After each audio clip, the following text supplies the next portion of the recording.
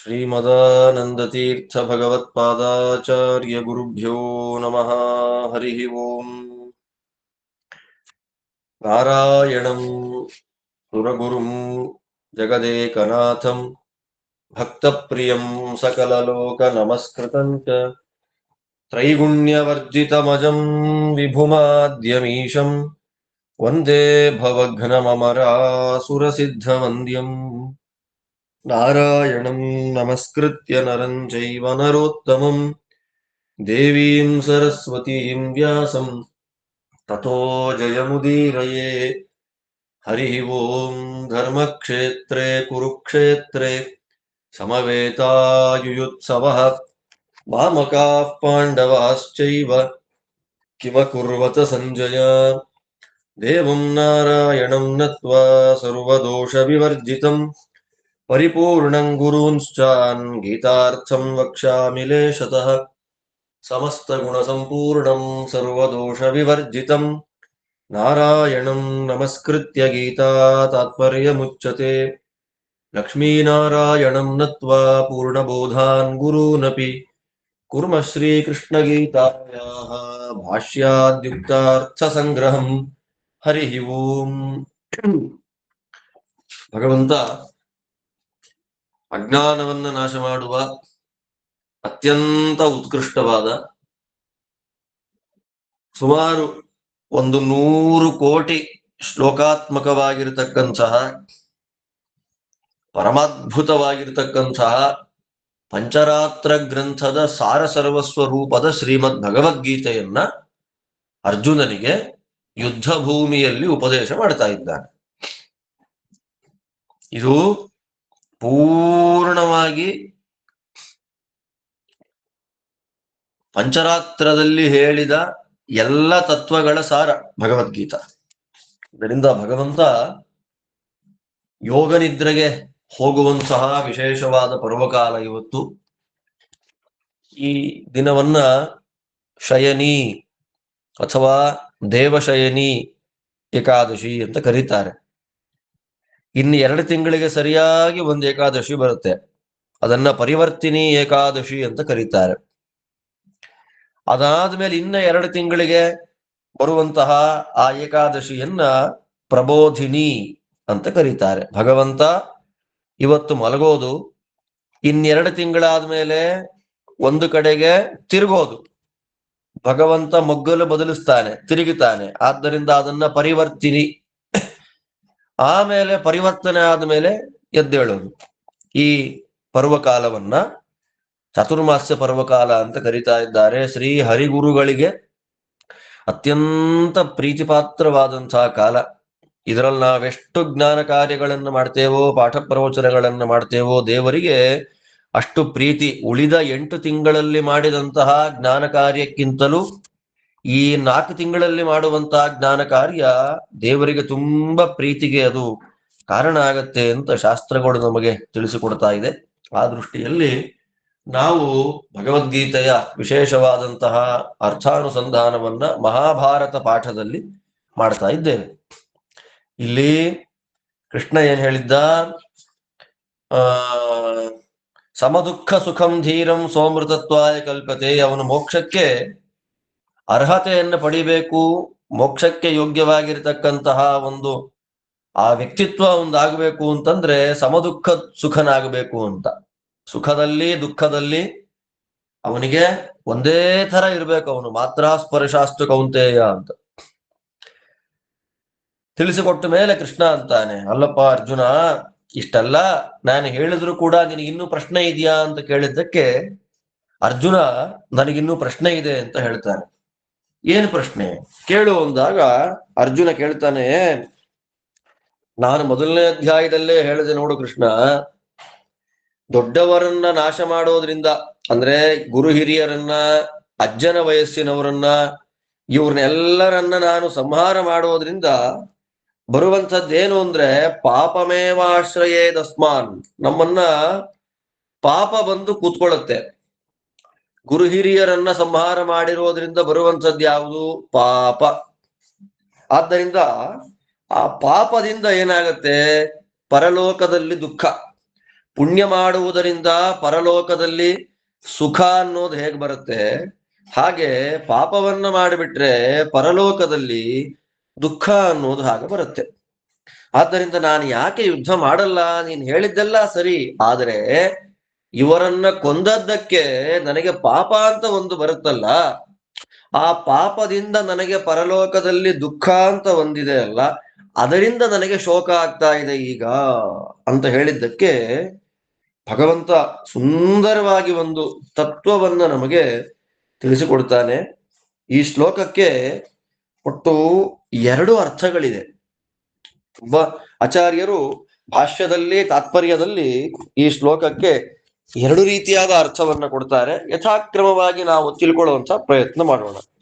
ಸ್ವಾಮಿ ಹೇಳ್ತಾನೆ, ನಾಸತೋ ವಿದ್ಯತೆ ಭಾವೋ ನಾಭಾವೋ ವಿದ್ಯತೆ ಸತಃ ಉಭಯೋರಪಿ ದೃಷ್ಟೋಂತಸ್ತ್ವನಯೋಸ್ತತ್ವದರ್ಶಿಭಿಃ. ದೇವರಿಂದ ಅಲ್ಲಿ ಅಸತ್ ಸತ್, ಅಸತಃ ಸತಃ ಅಂತ 2 ಶಬ್ದಗಳನ್ನ ಪ್ರಯೋಗ ಮಾಡಿದ್ದಾನೆ ಭಗವಂತ. ಅಸತಃ ಅಂತಂದ್ರೆ ಶಾಸ್ತ್ರ ವಿರುದ್ಧವಾದ ಕೆಲಸಗಳು ಅಂತ ಅರ್ಥ, ಕೆಟ್ಟ ಕೆಲಸಗಳು. ಸತ್ ಅಂದ್ರೆ ಶಾಸ್ತ್ರಗಳಲ್ಲಿ ಆದೇಶ ಮಾಡಿದ ಶಾಸ್ತ್ರವಿಹಿತವಾದ ಕೆಲಸಗಳು. ಒಳ್ಳೆ ಕೆಲಸ ಸತ್, ಕೆಟ್ಟ ಕೆಲಸ ಅಸತ್. ಸತ್ಕರ್ಮ ಅಂತೀವಲ್ವಾ ನಾವು, ಅಸತ್ಕರ್ಮ ಅಂತೀವಲ್ವಾ, ಅದನ್ನ ಕರ್ಮ ಅಂತ ಹೇಳದೆ ಭಗವಂತ ಸತ್ ಅಸತ್ ಅನ್ನುವ 2 ಶಬ್ದ ಪ್ರಯೋಗ ಮಾಡಿ ಹೇಳ್ತಾನೆ. ತಾತ್ಪರ್ಯ ಏನು? ಅಲ್ಲಿ ಸತ್ ಅಂದ್ರೆ ಗೊತ್ತಾಯ್ತು, ಅಸತ್ ಅಂದ್ರೆ ಗೊತ್ತಾಯ್ತು. ಇನ್ನು ಭಾವ ಮತ್ತು ಅಭಾವ ಅಂತ ಹಾಕ್ಬಿಟ್ಟಿದ್ದಾನೆ. ಅದಕ್ಕೆ ಆಚಾರ ಅರ್ಥ ಮಾಡ್ತಾರೆ, ಭಾವ ಅಂದ್ರೆ ಏನು? ಭಾವ ಅಂದ್ರೆ ಸುಖ ಅಂತ ಅರ್ಥ, ಅಭಾವ ಅಂತಂದ್ರೆ ದುಃಖ ಅಂತ ಅರ್ಥ. ಎಲ್ಲಿದೆ ರೀ ಇದು?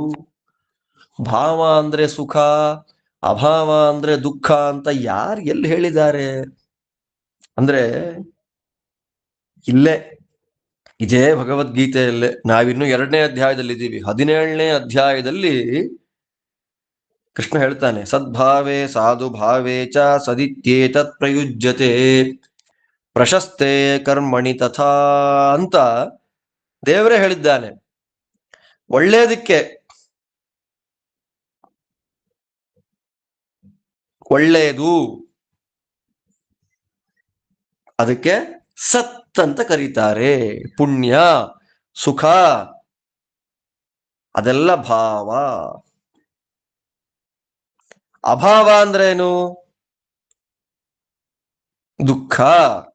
ಸತ್ ಅಂದ್ರೆ ಪುಣ್ಯ ಕೆಲಸ, ಪುಣ್ಯ ಕೆಲಸ ಮಾಡೋದ್ರಿಂದ ಭಾವ ಇದೆ, ಸುಖ ಇದೆ.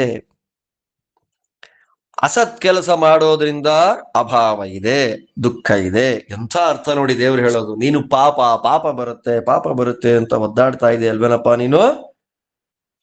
ಹೇಳ್ತೀನಿ ಕೇಳು, ಕೆಟ್ಟ ಕೆಲಸವನ್ನ ಮಾಡಿ ನನಗೆ ಸುಖ ಬರ್ಲಿ ಅಂತ ಯಾವತ್ತಿಗೂ ಎಕ್ಸ್ಪೆಕ್ಟ್ ಮಾಡ್ಲಿಕ್ಕೆ ಹೋಗಬೇಡ. ಹೇಗೆ ಶಾಸ್ತ್ರ ವಿರುದ್ಧವಾದ ಕೆಟ್ಟ ಕೆಲಸವನ್ನ ಮಾಡಿ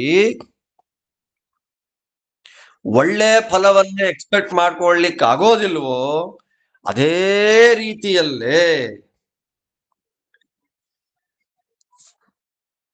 ಒಳ್ಳೆ ಕೆಲಸವನ್ನ ಮಾಡಿ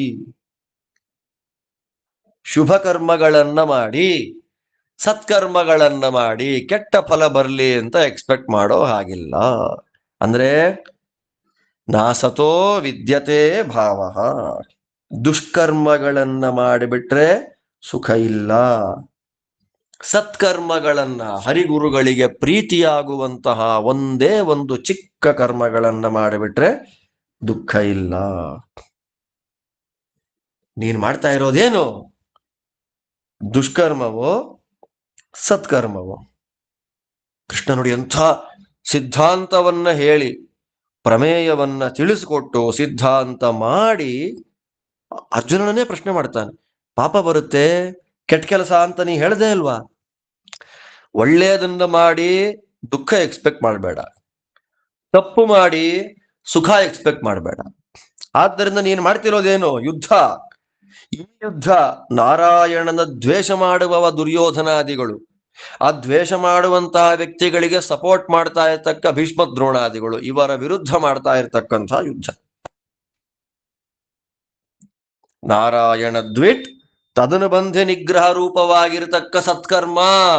ದೇವ್ರು ಹೇಳ್ತಾನೆ ನೋಡಿ, ನಾರಾಯಣ ದ್ವೇಷಿಗಳು, ಕ್ಷತ್ರಿಯರ ಕೆಲಸ ಏನು? ಯುದ್ಧ ಮಾಡಿ ಯಾರು ನಾರಾಯಣ ದ್ವೇಷಿಗಳಿದ್ದಾರೆ, ಅವರಿಗೆ ಸಪೋರ್ಟರ್ಸ್ ಯಾರಿದ್ದಾರೆ, ಅವರನ್ನ ನಾಶ ಮಾಡೋದೇ ಕ್ಷತ್ರಿಯರ ಪರಮ ಕರ್ತವ್ಯ. ಅಂಥ ದೊಡ್ಡ ಕರ್ತವ್ಯವನ್ನ ನೀನು ಮಾಡ್ತಾ ಇದ್ಯಪ್ಪ. ಈಗ ವ್ಯಕ್ತವಾಗಿ ನಾರಾಯಣನ ದ್ವೇಷವನ್ನ ಮಾಡ್ತಾರೆ ಇವರೆಲ್ಲ, ಅವರಿಗೆ ಸಪೋರ್ಟ್ ಆಗಿದ್ದಾರೆ ಭೀಷ್ಮ ದ್ರೋಣಾದಿಗಳು. ಆದ್ದರಿಂದ ಇದು ಸತ್ಕರ್ಮ. ಇಂತಹ ಸತ್ಕರ್ಮವನ್ನ ಮಾಡಿ ಪರಲೋಕದಲ್ಲಿ ದುಃಖ ಬರುತ್ತೆ ಅಂತ ಎಕ್ಸ್ಪೆಕ್ಟ್ ಮಾಡ್ಲೇಬೇಡ. ಮತ್ತೆ ನಿನಗೆ ಈ ಕೆಲಸವನ್ನ ಮಾಡೋದ್ರಿಂದ, ದುರ್ಯೋಧನಾದಿಗಳ ಭೀಷ್ಮ ದ್ರೋಣಾದಿಗಳ ವಿರುದ್ಧವಾಗಿ ನೀನು ಯುದ್ಧ ಮಾಡೋದ್ರಿಂದ ಪರಲೋಕದಲ್ಲಿ ನಿನಗೆ ಸುಖ ಇದೆ.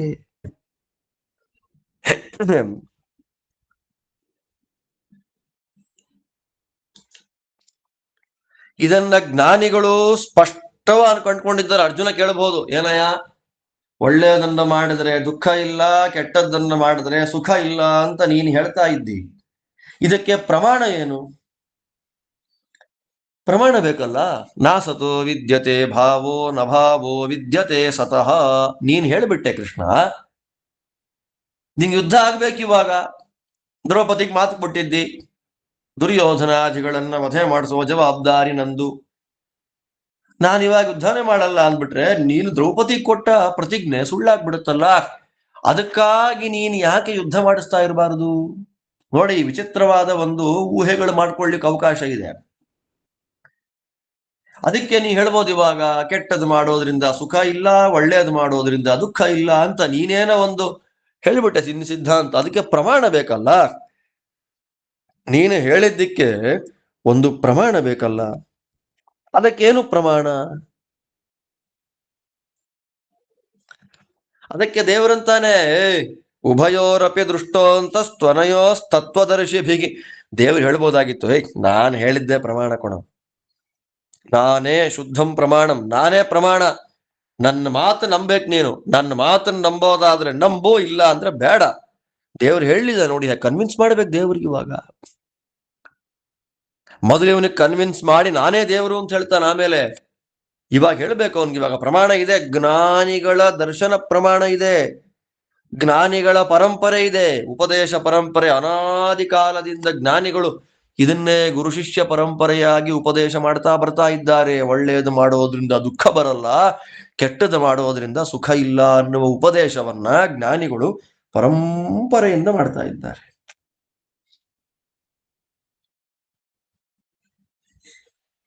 ಜ್ಞಾನಿಗಳ ದೃಷ್ಟಾಂತ ಇದೆಯಪ್ಪ ಇದಕ್ಕೆ, ಜ್ಞಾನಿಗಳ ಸಂಪ್ರದಾಯ ಇದೆ ಇದಕ್ಕೆ, ಉಪದೇಶ ಪರಂಪರ ಇದೆ. ಎಲ್ಲ ಜ್ಞಾನಿಗಳು ಇದೇ ಮಾತನ್ನ ಹೇಳ್ತಾ ಇದ್ದಾರೆ. ಉಭಯೋರಪಿ ದೃಷ್ಟ ಅಂತಹ ಶಬ್ದವನ್ನ ಪ್ರಯೋಗ ಮಾಡಿದ್ದಾನೆ ಕೃಷ್ಣ. ಅಂತಹ ಅಂದ್ರೆ ನಿರ್ಣಯ, ಸಿದ್ಧಾಂತ. ಏನ್ ಸಿದ್ಧಾಂತ? ಎರಡಕ್ಕೂ ನಾನು ಹೇಳದ್ನಲ್ಲ, ಒಳ್ಳೆಯದನ್ನು ಮಾಡಿ ಕೆಟ್ಟದ್ದು ಎಕ್ಸ್ಪೆಕ್ಟ್ ಮಾಡಬೇಡ, ಕೆಟ್ಟದ್ದನ್ನ ಮಾಡಿ ಒಳ್ಳೇದು ಎಕ್ಸ್ಪೆಕ್ಟ್ ಮಾಡಬೇಡ ಅನ್ನುವಂತಹ ವಿಷಯಕ್ಕೆ ಜ್ಞಾನಿಗಳು ನಿರ್ಣಯವನ್ನ ಕೊಟ್ಟಿದ್ದಾರೆ. ಅವರ ಉಪದೇಶದ ಪರಂಪರೆ ಇದೆ.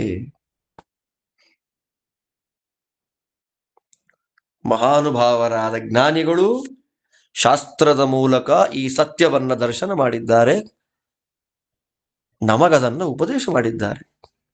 ನಾನ್ ನಿನಗೆ ಹೇಳ್ತಾ ಇರುವಂತಹದ್ದು ಜ್ಞಾನಿಗಳ ಉಪದೇಶ ಪರಂಪರೆಯ ವಾಕ್ಯವನ್ನು ನಾನು ನಿಂಗೆ ಹೇಳ್ತಾ ಇರುವಂಥದ್ದು. ಆದ್ದರಿಂದ ಅರ್ಜುನ, ಕೆಟ್ಟ ಕೆಲಸದಿಂದ ಸುಖ ಇಲ್ಲ, ಒಳ್ಳೆ ಕೆಲಸದಿಂದ ದುಃಖ ಇಲ್ಲ. ಈ ಎರಡೂ ವಿಷಯದಲ್ಲಿ ಜ್ಞಾನಿಗಳು ನಿರ್ಣಯವನ್ನ ಕೊಟ್ಟಿದ್ದಾರೆ. ಜ್ಞಾನಿಗಳು ವಿಶೇಷವಾಗಿ ಇದಕ್ಕೆ ಸಿದ್ಧಾಂತವನ್ನ ಮಾಡಿದ್ದಾರೆ. ನಾನು ಹೇಳಿದ ಈ ಮಾತಿಗೆ ಜ್ಞಾನಿಗಳೇ ಪ್ರಮಾಣ. ಆದ್ದರಿಂದ ಕಣ್ಣು ಮುಚ್ಚಿಕೊಂಡು ಬಾಣ ಬಿಡು, ಯುದ್ಧ ಮಾಡು, ನಿನಗೆ ದುಃಖ ಕಾರಣ ಆಗೋದಿಲ್ಲ, ಪರಲೋಕದಲ್ಲಿ ಸುಖವೇ ಆಗುತ್ತೆ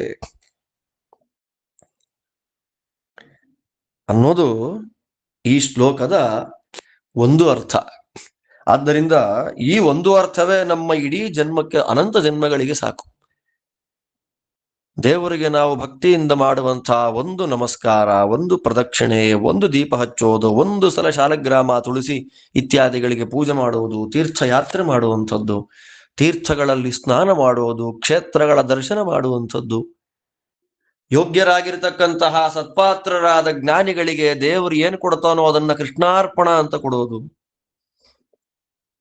ಎಲ್ಲ ದೇವರಿಗೆ ಪ್ರೀತಿಯಾಗುವಂತಹ ಕೆಲಸ, ಪಾಠ ಪ್ರವಚನಗಳು ಮಾಡೋದು, ಇದೆಲ್ಲ ಮಾಡಿ ಕೆಟ್ಟ ಫಲವನ್ನು ಎಕ್ಸ್ಪೆಕ್ಟ್ ಮಾಡೋ ಹಾಗೆ ಇಲ್ಲ. ದೇವರು ನನ್ನ ಕೈ ಹಿಡಿತಾನೋ ಇಲ್ವೋ, ನನ್ನನ್ನ ದೇವರು ಕಾಪಾಡ್ತಾನೋ ಇಲ್ವೋ ಅನ್ನುವಂತಹ ಜಿಜ್ಞಾಸೆಗೆ ಅವಕಾಶನೇ ಇಲ್ಲ. ಯಾಕೆ? ನಾನು ಮಾಡ್ತಿರೋದು ದೇವರಿಗೆ ಪ್ರೀತಿಯಾಗುವಂತಹ ಕೆಲಸ. ಶಾಸ್ತ್ರಗಳ ಪ್ರವಚನ, ಪಾಠ, ಪಾರಾಯಣ, ನಮಸ್ಕಾರ, ಜಪ, ತಪ, ಹೋಮಗಳು, ಅವನ ಪೂಜೆ, ಅವನಿಗೆ ಮಾಡುವ ಪ್ರದಕ್ಷಿಣೆ, ಇದೆಲ್ಲವೂ ದೇವರದ್ದೇ ಆದೇಶ. ದೇವರು ಮಾಡು ಅಂತ ಹೇಳಿದ್ದಾನೆ, ನಾ ಮಾಡ್ತಾ ಇದ್ದೇನೆ. ಇದರಿಂದ ದೇವರಿಗೆ ಪ್ರೀತಿ ಆಗತ್ತೆ, ನನಗೆ ಇದರಿಂದ ಕೆಟ್ಟದಾಗೋದಿಲ್ಲ. ದೊಡ್ಡ ನಂಬಿಕೆಯ ವಿಶ್ವಾಸವನ್ನ ಹುಟ್ಟಿಸುವಂತಹ ಮಾತನ್ನ ಭಗವಂತ ಹೇಳ್ತಾ ಇದ್ದಾನೆ ನೋಡಿ. ಇದು ನಮ್ಮೆಲ್ಲರ ಮನಸ್ಸಿನಲ್ಲಿ ನಾವು ಬದುಕಿರೋ ತನಕ ಇರಬೇಕಾದ ಗಟ್ಟಿಯಾದ ವಿಷಯ ಇದು. ಇನ್ನೊಂದು ಹೇಳ್ತಾನೆ ಕೃಷ್ಣ, ಇದು ಇನ್ನೊಂದು ಅರ್ಥ. ಇದು ಕಂಪ್ಲೀಟ್ಲಿ ಡಿಫರೆಂಟ್ ಅರ್ಥ ಈ ಶ್ಲೋಕಕ್ಕೆ. ಇದು ಒಂದು ಅರ್ಥ ಆದ್ರೆ, ಅಂದ್ರೆ ಕೆಟ್ಟದ್ದನ್ನ ಮಾಡಿ ಒಳ್ಳೇದಾಗಲ್ಲ, ಒಳ್ಳೇದನ್ನ ಮಾಡಿ ಕೆಟ್ಟದ್ದಾಗಲ್ಲ, ಇದು ಒಂದು ಅರ್ಥ ಆದ್ರೆ, ಇನ್ನೊಂದು ಅರ್ಥ ಏನು? ಅರ್ಜುನ ಕೇಳ್ತಾನೆ, ನೀನು ಒಂದು ಮಾತಂದೆ, ಯಾವ ಮಾತದು? ನತ್ವೇವಾಹಂ ಜಾತು ನಾಸಂ ನತ್ವನ್ನೇ ಮೇನ ರಾಧಿಪಾಹ ನಚೈವ ಚ ಭವಿಷ್ಯಾಮಃ ಸರ್ವೇ ವಯಮತಃ ಪರಂ. ಇದು ಕೃಷ್ಣ ಹೇಳಿದ ಮಾತು. ಅರ್ಜುನ ಕೇಳ್ತಾನೆ, ಕೃಷ್ಣ ನೀವೊಂದು ಮಾತು ಹೇಳಿದೆ, ನಾನು ಅನಾದಿ ನಿತ್ಯ. ಅರ್ಜುನ, ನೀನು ಅನಾದಿ ನಿತ್ಯ, ಇಲ್ಲಿರುವ ರಾಜರುಗಳೆಲ್ಲ ಅನಾದಿ ನಿತ್ಯರು. ಹೇಗೆ? ಅನಾದಿ ಆದ್ದರಿಂದ ಅವರು ನಿತ್ಯರಾಗಿದ್ದ. ಇದೊಂದು ತರ್ಕ. ಇದು ಅನುಮಾನದಿಂದ ಸಾಧನೆ ಮಾಡಬಹುದಾದಂತಹ ಒಂದು ಪ್ರಮೇಯ. ಏನದು? ಎಲ್ಲ ಜೀವರಾಶಿಗಳು, ಸಕಲ ಚೇತನರುಗಳು ಅನಾದಿಗಳಾದ್ದರಿಂದ ಅವರೆಲ್ಲರೂ ನಿತ್ಯರಾಗಿದ್ದಾರೆ. ಜೀವರು ನಿತ್ಯರು ಅಲ್ವಾ? ಜೀವರಿಗೆ ನಾಶ ಅಂತನ್ನೋದು ಇಲ್ಲವೇ ಇಲ್ಲ ಅನ್ನೋದ ಹೆಂಗೆ ಸಮರ್ಥನೆ ಮಾಡ್ತೀರ್ರಿ ನೀವು ಅಂದ್ರೆ, ಕೃಷ್ಣ ಅಂತಾನೆ, ಅವರೆಲ್ಲ ಅನಾದಿಗಳಾದ್ದರಿಂದ ಅನಾದಿತ್ವ ಹೇತು ಅಂತ ಕರೀತಾರೆ ಅದನ್ನ. ಅಷ್ಟು ನಾನು ಸಂಸ್ಕೃತದ ಆ ರೀತಿಯಾದ ಒಂದು ಶಬ್ದಗಳನ್ನು ನಾನು ಪ್ರಯೋಗ ಮಾಡ್ಲಿಕ್ಕೆ ಹೋಗೋದಿಲ್ಲ, ಅದನ್ನೇ ತುಂಬಾ ಸರಳವಾಗಿ ಹೇಳ್ತೀನಿ. ಜೀವರು ನಿತ್ಯರಾಗಿದ್ದಾರೆ, ಆದ್ದರಿಂದ ಜೀವರಿಗೆ ನಾಶ ಇಲ್ಲ. ಆದ್ದರಿಂದ ನೀನು ಅಳಬೇಡ, ಅಯ್ಯಯ್ಯೋ ಕೊಂದಾಕ್ಬಿಡ್ತೀನಿ ಅಂತ. ಯಾರು ಸಾಯೋದೇ ಇಲ್ಲ ಕಣಯ್ಯ, ದೇಹ ಮಾತ್ರ ಬೀಳುತ್ತೆ ಅಂತ ಹೇಳಿದ್ದಕ್ಕೆ ಹೇಗೆ ಜೀವರು ನಿತ್ಯರಾಗಿದ್ದಾರೆ ಅಂತ ಅರ್ಜುನ ಪ್ರಶ್ನೆ ಮಾಡಿದ್ರೆ, ಅದಕ್ಕೆ ಕೃಷ್ಣ ಉತ್ತರ ಕೊಡ್ತಾನೆ, ಅನುಮಾನ ಇದೆಯಪ್ಪ ಅದಕ್ಕೆ, ಜೀವರು ಅನಾದಿಗಳಾದ್ದರಿಂದ ಜೀವರು ನಿತ್ಯರು ಅಷ್ಟೇ. ಅದಕ್ಕೆ ಅರ್ಜುನ ಹೇಳ್ತಾನೆ, ಜೀವರು ಅನಾದಿಯಾದ್ದರಿಂದ ಜೀವರು ನಿತ್ಯರಾಗಿದ್ದಾರೆ ಅನ್ನೋ ವಿಷಯಕ್ಕೆ ಅನುಮಾನದಿಂದ ಸಮರ್ಥನೆ ಮಾಡ್ಲಿಕ್ಕೆ ಆಗೋದೇ ಇಲ್ಲ. ಇದೇನಪ್ಪ ಹೀಗಿದೆ ವಿಷಯ ಅನ್ಕೋಬೇಡಿ ನೀವು. ಜೀವನಿತ್ಯತ್ವ ಅಂತನ್ನೋದು ಮಧ್ವ ಸಿದ್ಧಾಂತದ ದ ಮೋಸ್ಟ್ ಬೇಸಿಕ್ ಪ್ರಮೇಯ. ಇದು ಆಚಾರ್ಯರ ಅನುಯಾಯಿಗಳಾಗಿ ಆಚಾರ್ಯರ ಸಿದ್ಧಾಂತವನ್ನ ಸ್ವಲ್ಪ ಆದ್ರೂ ಅರ್ಥ ಮಾಡ್ಕೊಳ್ಳಿಲ್ಲ ನಾವು ಅಂದ್ರೆ, ಪರಮತಗಳ ಹಾವಳಿ, ಆ ಉಪದೇಶಗಳು ನಮ್ಮನ್ನ ಹಾಳು ಮಾಡುವಂತಹ ಪ್ರಸಕ್ತಿ ಬಂದ್ಬಿಡುತ್ತೆ. ಕೆಲವರಿಗೆ ಜೀವ ನಿತ್ಯ ಅಲ್ವೇ ಅಲ್ಲ, ಅವ ಅವಿದ್ಯಾ ನಾಶ ಆಗೋ ತನಕ ಮಾತ್ರ ಜೀವ ಇರ್ತಾನೆ. ಮಾಯಾವಾದಾದಿ ಮತಗಳಲ್ಲಿ ಅವಿದ್ಯೆ ಅಜ್ಞಾನ ಇರೋ ತನಕ ಮಾತ್ರ ಜೀವ ಇರ್ತಾನೆ. ಅವಿದ್ಯೆ ಹೊರಟೋಯ್ತು, ನಾನೇ ಬ್ರಹ್ಮ ಅನ್ನುವ ಜ್ಞಾನ ಬರ್ತಾ ಇದ್ದ ಹಾಗೆ ಆ ಜೀವ ನಾಶ ಆಗ ಅವನು ಬ್ರಹ್ಮನಾಗ್ಬಿಟ್ಟ, ಐಕ್ಯ ಆಗೋಯ್ತು. ಆದ್ದರಿಂದ ನಾವು ತಿಳ್ಕೊಳ್ಬೇಕು ನಾವು ಇದನ್ನೆಲ್ಲ. ಅರ್ಜುನ ಅಂತಾನೆ, ಹೇ ಜೀವ ನಿತ್ಯ ಅಂತನ್ನೋದಕ್ಕೆ ನಮಗೆ ವ್ಯಾಪ್ತಿನೇ ಇಲ್ಲ ಇಲ್ಲಿ. ಏನು ವ್ಯಾಪ್ತಿ? ಯಾವುದು ಅನಾದಿಯಾಗಿದೆಯೋ ಅದು ನಿತ್ಯ ಆಗಿದೆ. ಎಕ್ಸಾಂಪಲ್ ಕೂಡ ನೋಡೋಣ ನೀನೊಂದು ಅದಕ್ಕೆ. ನೀನೇನ್ ಹೇಳಿದೆ? ಜೀವರು ನಿತ್ಯರು. ಯಾಕೆ ಅಂತಂದ್ರೆ ಜೀವರು ಅನಾದಿಯಾಗಿದ್ದಾರೆ ಅಂತ. ನಾ ಹೇಳ್ತೀನಿ ಅದಕ್ಕೆ ಚಾನ್ಸೇ ಇಲ್ಲ ಅಂತ. ಯಾವುದು ಅನಾದಿಯಾಗಿದೆಯೋ ಅದು ನಿತ್ಯವಾಗಿದೆ ಅನ್ನೋದಕ್ಕೆ ಎಕ್ಸಾಂಪಲ್ ಇಲ್ಲ. ಯಾಕೆ ಅಂತಂದ್ರೆ ಅನಾದಿ ನಿತ್ಯ ಪದಾರ್ಥ ಯಾವುದು ಅಂದ್ರೆ ನಾವೇ, ಜೀವರೇ. Just like that, just like some x. ಜೀವ ಅನಾದಿ ನಿತ್ಯ. Just like that. Just like that ಅನ್ಬೇಕಾದ್ರೆ ಅದರಂತೆ ಅಂತ ಒಂದು ಎಕ್ಸಾಂಪಲ್ ಬೇಕಲ್ಲ. ಇದು ಜೀವನಿಗೆ ಎಕ್ಸಾಂಪಲ್ಲೇ ಇಲ್ಲ ಇಲ್ಲಿ. ಜೀವ ಅನಾದಿ ನಿತ್ಯ ಅದನ್ನ ಒಬ್ಬೇಕಷ್ಟೇ. ಜೀವ ಅನಾದಿ ನಿತ್ಯ ಹೇಗೆ ಅಂತ ಎಕ್ಸಾಂಪಲ್ ಕೊಡು ಅಂದ್ರೆ ಎಕ್ಸಾಂಪಲ್ ಇಲ್ಲ. ಆದ್ದರಿಂದ ಜೀವ ಅನಾದಿ ನಿತ್ಯ ಅಲ್ಲ ಅಂತ ಏನಾದ್ರೂ ಅರ್ಜುನ ಪ್ರಶ್ನೆ ಮಾಡಿದ್ರೆ ಅದಕ್ಕೆ ಕೃಷ್ಣ ಉತ್ತರ ಕೊಡ್ತಾನೆ, ನಾ ಸತೋ ವಿದ್ಯತೆ ಭಾವೋ ನಾ ಭಾವೋ ವಿದ್ಯತೆ ಸತಃ ಉಭಯೋರಪಿ ದೃಷ್ಟೋಂತಸ್ತ್ವನಯೋಸ್ತತ್ವದರ್ಶಿಭಿ. ನೋಡಿ ಹೇಗೆ ಪೂರ್ಣ ಬೇರೆಯಾದ ಅರ್ಥ ಇದು. ನಾವು ಮೊದಲು ಕೇಳಿದ ಅರ್ಥ ಏನು ಈ ಶ್ಲೋಕಕ್ಕೆ? ಕೆಟ್ಟ ಕೆಲಸವನ್ನ ಮಾಡಿ ಸುಖವನ್ನ ಎಕ್ಸ್ಪೆಕ್ಟ್ ಮಾಡಬೇಡ, ಸತ್ಕರ್ಮವನ್ನ ಮಾಡಿ ದುಃಖವನ್ನ ಎಕ್ಸ್ಪೆಕ್ಟ್ ಮಾಡಬೇಡ, ಇದಕ್ಕೆ ಜ್ಞಾನಿಗಳು ನಿರ್ಣಯವನ್ನ ಕೊಟ್ಟಿದ್ದಾರೆ. ಈಸಿಯೆಸ್ಟ್ ಆದ ಅರ್ಥ ಅದು. ಈಗ ಹೇಳ್ತಾರೆ ಜೀವನ ಅನಾದಿ ನಿತ್ಯತ್ವವನ್ನ ಸಮರ್ಥನೆ ಮಾಡುವಂತಹ ವಾಕ್ಯ ಇದು. ನಮ್ಮನ್ನ ಒಂದು ಸ್ಟೆಪ್ ಮೇಲ್ ತಗೊಂಡು ಹೋಗುತ್ತೆ ಗೀತಾ. ಸಾಧನೆಯಿಂದ ನಮ್ಮನ್ನ ಒಂದು ಹೆಜ್ಜೆ ಮೇಲೆ ಕರ್ಕೊಂಡು ಹೋಗ್ತಾ ಇದ್ದಾನೆ ಸ್ವಾಮಿ ಕೃಷ್ಣ. ಬರೀ ಅಲ್ಲಿಗೆ ನಿಂತ್ಕೊಂಡ್ಬಿಡ್ಬೇಡಿ. ಒಳ್ಳೆ ಕೆಲಸ ಮಾಡಿದ್ರೆ ಕೆಟ್ಟದಾಗೋದಿಲ್ಲ, ಕೆಟ್ಟ ಕೆಲಸ ಮಾಡಿದ್ರೆ ಒಳ್ಳೇದಾಗೋದಿಲ್ಲ, ಅದು ಅರ್ಥವೇ. ಸ್ವಲ್ಪ ಮೇಲ್ ಬನ್ನಿ, ನಿಮ್ಮನ್ನ ನಾನು ಕರ್ಕೊಂಡು ಬರ್ತೀನಿ ಅಂತ ಸ್ವಾಮಿ. ನನ್ನ ಅವತಾರ ಆಗಿರೋದೇ ಅದಕ್ಕೆ, ನಿಮ್ಮನ್ನು ಉದ್ಧಾರ ಮಾಡ್ಲಿಕ್ಕೆ, ಜ್ಞಾನಕ್ಕೆ. ಜ್ಞಾನ ಕೊಡ್ತೀನಿ, ಅರ್ಥ ಮಾಡ್ಕೊಳ್ಳಿ ನೀವು ಅಂತ ಹೇಳ್ತಾನೆ ಸ್ವಾಮಿ. ಯಾರು ಹೇಳ್ತಾರೆ ನಮಗೆ ಇಷ್ಟು ಸುಲಭದಲ್ಲಿ ತತ್ವವನ್ನ? ಜೀವನಿತ್ಯತ್ವವಾದ ವೇದಾಂತ ಗ್ರಂಥಗಳಲ್ಲಿ ತುಂಬಾ ವಿಸ್ತಾರವಾಗಿ ಚರ್ಚೆ ಆಗಿಬಿಟ್ಟಿದೆ. ಅದನ್ನ ಕೃಷ್ಣ ಸುಲಭವಾಗಿ ನಮಗೆ ಹೇಳ್ತಾ ಇದ್ದಾನೆ ಇಲ್ಲಿ. ಏನದು? ನಾನಿನ್ನೂ ನಿಮಗೆ ಸುಲಭದಲ್ಲಿ ಹೇಳಿ ಅರ್ಥ ಮಾಡ್ತೇನೆ.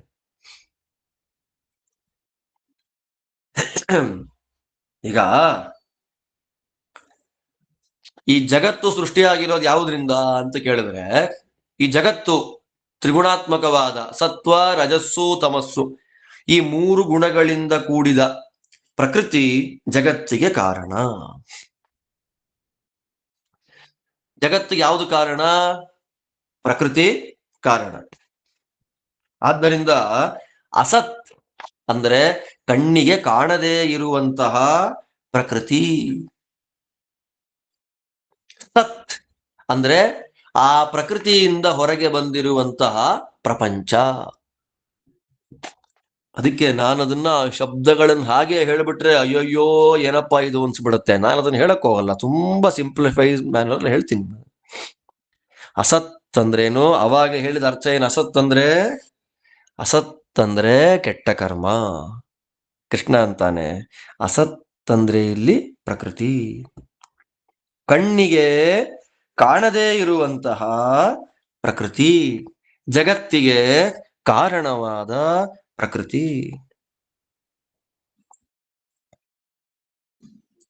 ಅಂತಹ ಪ್ರಕೃತಿ ಅವತ್ತಿರ್ಲಿಲ್ಲ. ನೆನ್ನೆ ಪ್ರಕೃತಿ ಇರ್ಲಿಲ್ಲ, ಇವತ್ತು ಪ್ರಕೃತಿ ಹೊರಟೋಗ್ಬಿಡುತ್ತೆ ಅನ್ನೋದು ಪ್ರಕೃತಿಗಿಲ್ಲ.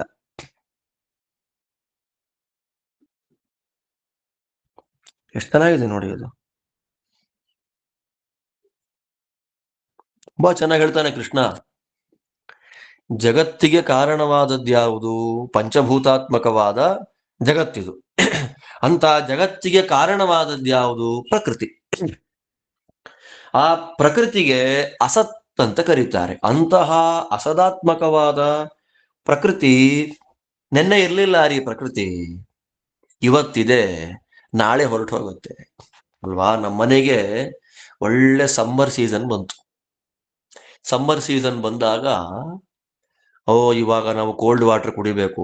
ಡಾಕ್ಟರ್ ಹೇಳ್ಬಿಟ್ಟಿದ್ದಾರೆ ಫ್ರಿಡ್ಜ್ ವಾಟರ್ ಕುಡಿಬೇಡಿ. ಫ್ರಿಡ್ಜ್ ಅಲ್ಲಿ ಯಾವುದು ಕೂಲಾದಂತಹ ನೀರನ್ನ ಕುಡಿದ್ರೆ ಆರೋಗ್ಯಕ್ಕೆ ಅದು ಹಾನಿಯಾಗತ್ತೆ, ಆ ನೀರು ಕುಡಿಬೇಡಿ, ಒಳ್ಳೇದಲ್ಲ ಅಂತ ಡಾಕ್ಟರ್ ಹೇಳಿದ್ದಾರೆ. ಅದಕ್ಕೆ ನಾನೇನ್ ಮಾಡ್ತೀನಿ, ಮಣ್ಣಿಂದ ಮಡಕೆ ತರ್ತೇನೆ. ಮಣ್ಣಿನ ಮಡಕೆ ತಂದು ಅದರಲ್ಲಿ ನೀರು ಹಾಕಿ ನೀರು ಕುಡಿತೇನೆ. ತುಂಬಾ ಕೂಲ್ ಆಗಿರುತ್ತೆ, ಆ ನೀರು ಕೋಲ್ಡ್ ಆಗಿರುತ್ತೆ, ಚೆನ್ನಾಗಿರುತ್ತೆ, ಗಂಟ್ಲಿಗೆ ಜಿಲ್ ಅಂತ ಹಾಯಾಗಿರುತ್ತೆ. ಸರಿ, ಅವಾಗ ಮನೇಲಿ ಗಂಡನೋ ಹೆಂಡತಿನೋ ಮಕ್ಕಳೋ ಕೇಳ್ತಾರೆ, ನಮ್ಮ ಮನೆಯಲ್ಲಿ ಇಲ್ವಾ ಮಡಿಕೆ? ಅವಾಗ ಏನ್ ಉತ್ತರ ಕೊಡ್ತಾನೆ? ಒಂದ ಇಲ್ಲ ಅಂತ ಹೇಳ್ತಾನೆ. ನಿಮ್ಮ ಮನೇಲಿ ಮಡಿಕೆ ಇದೆಯೋ ಇಲ್ವೋ ಅಂತ ಯಾರಾದ್ರೂ ಕ್ವಶನ್ ಕೇಳಿದ್ರೆ, ಸಮ್ಮರ್ ಸೀಸನ್ ಬಂದಾಗ ಕೋಲ್ಡ್ ವಾಟರ್ಗೋಸ್ಕರ ಮಡಿಕೆ ತರಬೇಕು ನೀರಿಗೆ ಅಂದಾಗ, ಮಡಿಕೆ ಇದೆಯೋ ಇಲ್ವೋ ಅಂತಂದ್ರೆ ಇಲ್ಲ. ಅದನ್ನೇ ಇಲ್ಲ, ಮೊದಲು ಇರ್ಲಿಲ್ಲ. ನಮ್ಮ ಮನೆಯಲ್ಲಿ ಮೊದಲು ಮಡಿಕೆ ಇರ್ಲಿಲ್ಲ. ಆ ಇರ್ಲಿಲ್ಲ ಅನ್ನೋದಿದೆ ಅಲ್ಲ, ಅದನ್ನೇ ಶಾಸ್ತ್ರದಲ್ಲಿ ಪ್ರಾಗಭಾವ ಅಂತ ಕರೀತಾರೆ. ಮಡಕೆ ನಮ್ಮಲ್ಲಿ ಇರ್ಲಿಲ್ಲ, ಇವಾಗ ತರ್ತೀನಿ ಅಲ್ವಾ? ಮೊದಲು ನಮ್ಮ ಮನೆಯಲ್ಲಿ ಮಡಿಕೆ ಇರ್ಲಿಲ್ಲ, ಮೊದಲು ಇರ್ಲಿಲ್ಲ ಅಂತೀವಲ್ಲ, ಅದನ್ನೇ ಪ್ರಾಗಭಾವ. ಅದು ಪ್ರಕೃತಿಗಿದೆಯಾ ಆ ತರ? ಇಲ್ಲ. ಆಮೇಲೆ ಆ ಮಗು ಕೇಳ್ತು, ಅಪ್ಪ ನಮ್ಮಲ್ಲಿ ಮಡಿಕೆ ಇತ್ತಲ್ಲ, ಅದು ಏನಾಗೋಯ್ತು ಅಂತ. ಇತ್ತು ಮಗು, ಅದನ್ನ ಸಮ್ಮರ್ ಸೀಸನ್ ಮುಗಿದೋಯ್ತಲ್ಲ, ಚಳಿಗಾಲ ಬಂತು ಅಂತ ಅಟ್ಟದ ಮೇಲೆ ಇಡ್ಬೇಕಾದ್ರೆ ಶುಭಶ್ರೀ ಬಂದು ಚೇರ್ ಅಲ್ಲಾಡಿಸ್ಬಿಟ್ಲು, ಕೆಳಗೆ ಬಿದ್ದೋಯ್ತು, ಮಡಿಕೆ ಒಡೆದೋಯ್ತು ಅಂತ ಹೇಳ್ತೀವಿ. ಮಗು ಉತ್ತರ ಕೊಡ್ಬೇಕಾದ್ರೆ ನಾವೇನು ಉತ್ತರ ಕೊಡ್ತೇವೆ? ಮಗುಗೂ ಹೆಂಡತಿನೋ, ಹೆಂಡತಿ ಗಂಡಂಗೋ, ಗಂಡ ಹೆಂಡತಿಗೋ, ಸಂಬಂಧಿಕರಿಗೋ ಉತ್ತರ ಕೊಡ್ಬೇಕಾದ್ರೆ ಏನ್ ಹೇಳೋದು? ಮಡಿಕೆ ಇತ್ತು, ಬೇಸಿಗೆಗಾಲ ಸಮ್ಮರ್ ಸೀಸನ್ ಮುಗಿದ ಮೇಲೆ ಅಟ್ಟದ ಮೇಲೆ ಇಡ್ಬೇಕಾದ್ರೆ ಆ ಮಡಿಕೆ ಬಿದ್ದು ಹೋಯ್ತು, ಬಿದ್ದು ಒಡೆದು ಹೋಯ್ತು ಮಡಿಕೆ ಅಲ್ವಾ? ಮೊದಲು ಮಡಿಕೆ ಇತ್ತು, ಆಮೇಲೆ ಒಡೆದೋಯ್ತು. ಒಡೆದೋಯ್ತು ಅಂದ್ರೇನು? ಧ್ವಂಸಾಭಾವ. ಅದನ್ನ ಪ್ರಧ್ವಂಸಾಭಾವ ಅಂತ ಕರೀತಾರೆ. ಪ್ರಧ್ವಂಸಾಭಾವ ಅಂದ್ರೇನು? ಇತ್ತು, ಹೊರಟೋಯ್ತು. ಪ್ರಾಗಭಾವ ಅಂದ್ರೇನು? ಈಗಿದೆ, ಮೊದಲು ಇರ್ಲಿಲ್ಲ. ಪ್ರಾಗಭಾವ ಅಂದ್ರೇನು? ಮೊದಲು ಇರ್ಲಿಲ್ಲ ಅನ್ನೋದು ಪ್ರಾಗಭಾವ, ಇದ್ದಿದ್ದು ಒಡೆದೋಯ್ತು ಅಂತನ್ನೋದು ಪ್ರಧ್ವಂಸ ಭಾವ. ಇದು ಎರಡೂ ಪ್ರಕೃತಿಗಿಲ್ಲ.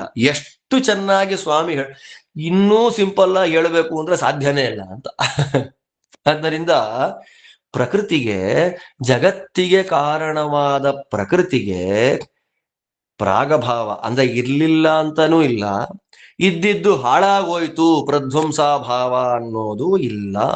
ಆದ್ದರಿಂದ ಪ್ರಕೃತಿ ಅನಾದಿ ನಿತ್ಯ. ಪ್ರಳಯ ಕಾಲದಲ್ಲಿ ಅದು ಸೂಕ್ಷ್ಮ ರೂಪದಲ್ಲಿ ಸೇರ್ಕೊಂಡ್ಬಿಟ್ಟಿರುತ್ತೆ. ಆದ್ದರಿಂದ ಯಾವತ್ತಿಗೂ 100% ನಾಶ ಆಯಿತು ಅಂತ ಇಲ್ಲ.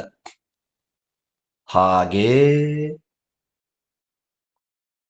ಸತ್, ಅಸತಃ ಅಂದ್ರೆ ಪ್ರಕೃತಿ. ಸತ್ ಅನ್ನೋ ಶಬ್ದ ಕೃಷ್ಣ ಹೇಳಿದ್ದಾನಲ್ಲ, ಸತ್ ಅಂದ್ರೆ ಏನು? ಭಗವಂತ, ಬ್ರಹ್ಮ, ದೇವರು ಅಷ್ಟೇ. ನೀನ್ ಎಕ್ಸಾಂಪಲ್ಲೇ ಇಲ್ಲ ಅಂದ್ಯಲ್ಲ, ಜೀವರು ಅನಾದಿ ನಿತ್ಯರಾಗಿದ್ದಾರೆ ಅನ್ನೋದನ್ನ ಸಮರ್ಥನೆ ಮಾಡಕ್ಕೆ ಎಕ್ಸಾಂಪಲ್ ಏನಯ್ಯ ಕೃಷ್ಣ?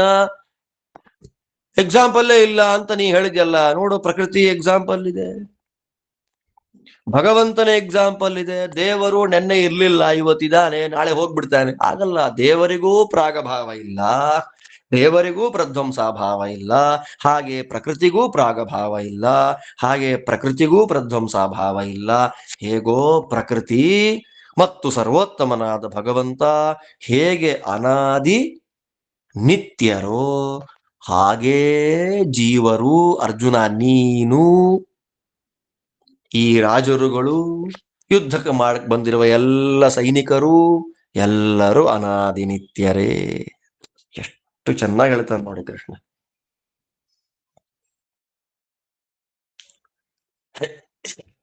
ಅಂದ್ರೆ ಜೀವರು ಅನಾದಿ ನಿತ್ಯರು ಅಂತ ಸಮರ್ಥನೆ ಮಾಡಬೇಕಾದ್ರೆ ಎಕ್ಸಾಂಪಲ್ ಕೊಟ್ಟಿದ್ ಯಾವುದನ್ನ? ಪ್ರಕೃತಿ ಪುರುಷರಂತೆ.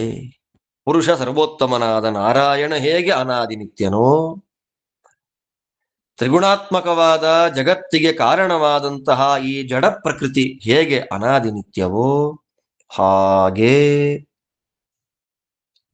ಜೀವರು ಅನಾದಿ ನಿತ್ಯರು. ಯಾವುದು ಅನಾದಿಯಾದ ವಸ್ತುವಿದೆಯೋ ಅದಕ್ಕೆ ನಾಶ ಇಲ್ಲ. ಪ್ರಕೃತಿ ಅನಾದಿಯಾದ ವಸ್ತು ಆದ್ದರಿಂದ ಅದು ನಾಶ ಆಗೋದಿಲ್ಲ. ಸರ್ವೋತ್ತಮನಾದ ಭಗವಂತ ಅನಾದಿಯಾದ್ದರಿಂದ ನಾಶ ಇಲ್ಲ. ಹಾಗೇ ಈ ಜೀವರುಗಳು ಕೂಡ ಅನಾದಿಗಳಾದ್ದರಿಂದ ಅವರಿಗೆ ನಾಶ ಇಲ್ಲ. ಆದ್ದರಿಂದಲೇ ಭಗವಂತನನ್ನು ನಿತ್ಯ, ಪ್ರಕೃತಿಯು ನಿತ್ಯ, ಜೀವರು ನಿತ್ಯ. ಪ್ರಕೃತಿ ಪುರುಷಶ್ಚೈವ ನಿತ್ಯೌ ಕಾಲಶ್ಚ ಸತ್ತಮ. ವಿಷ್ಣು ಪುರಾಣದಲ್ಲಿ ಈ ವಾಕ್ಯವನ್ನ ಸ್ಪಷ್ಟವಾಗಿ ಹೇಳ್ತಾರೆ. ಪ್ರಕೃತಿ ಪುರುಷಶ್ಚೈವ ನಿತ್ಯೌ ಕಾಲಶ್ಚ ಸತ್ತಮ.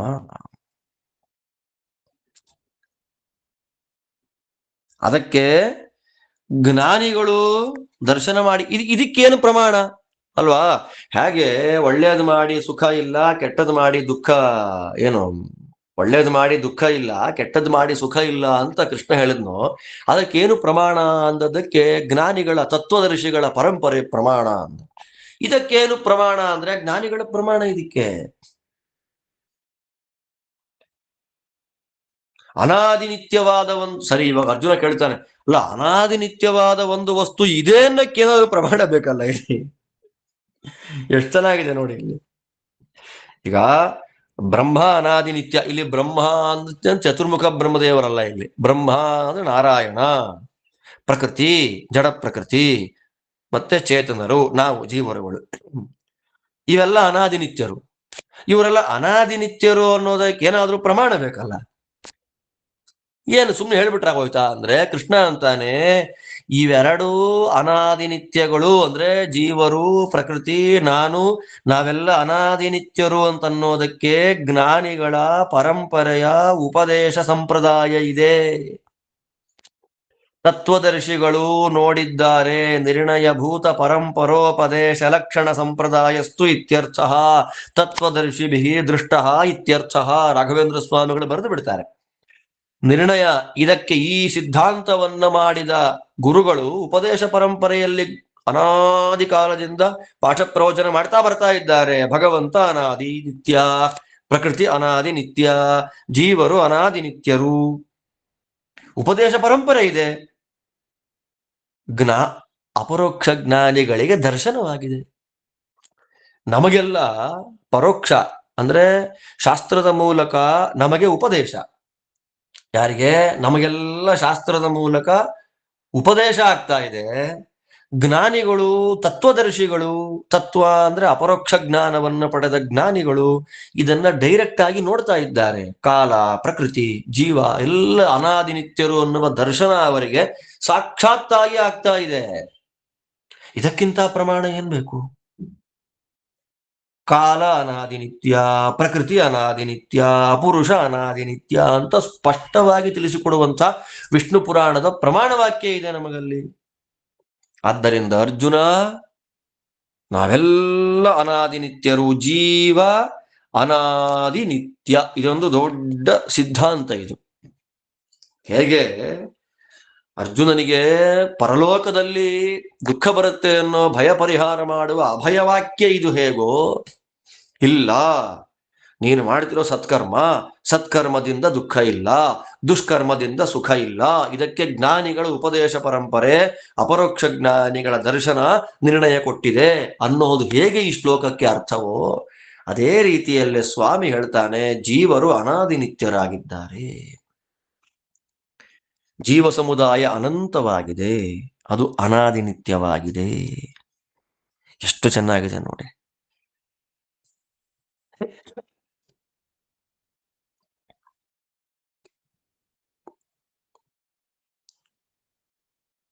ಇದ್ರ ಮೇಲೆ ಪ್ರಶ್ನೆ, ಇದ್ರ ಮೇಲೆ ಮತ್ತೆ ಪ್ರಶ್ನೆ ಇದೆ. ಏನು?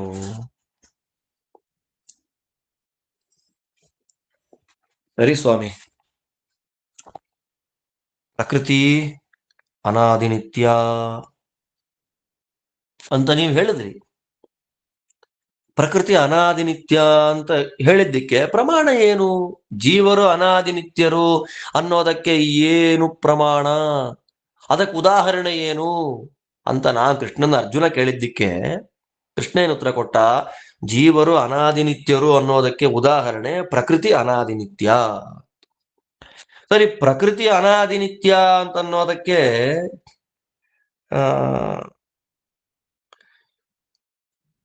ಪ್ರಮಾಣ ಏನು ಅಂತ ಕೇಳಿದ್ದಕ್ಕೆ ಕೃಷ್ಣ ಏನಂದ?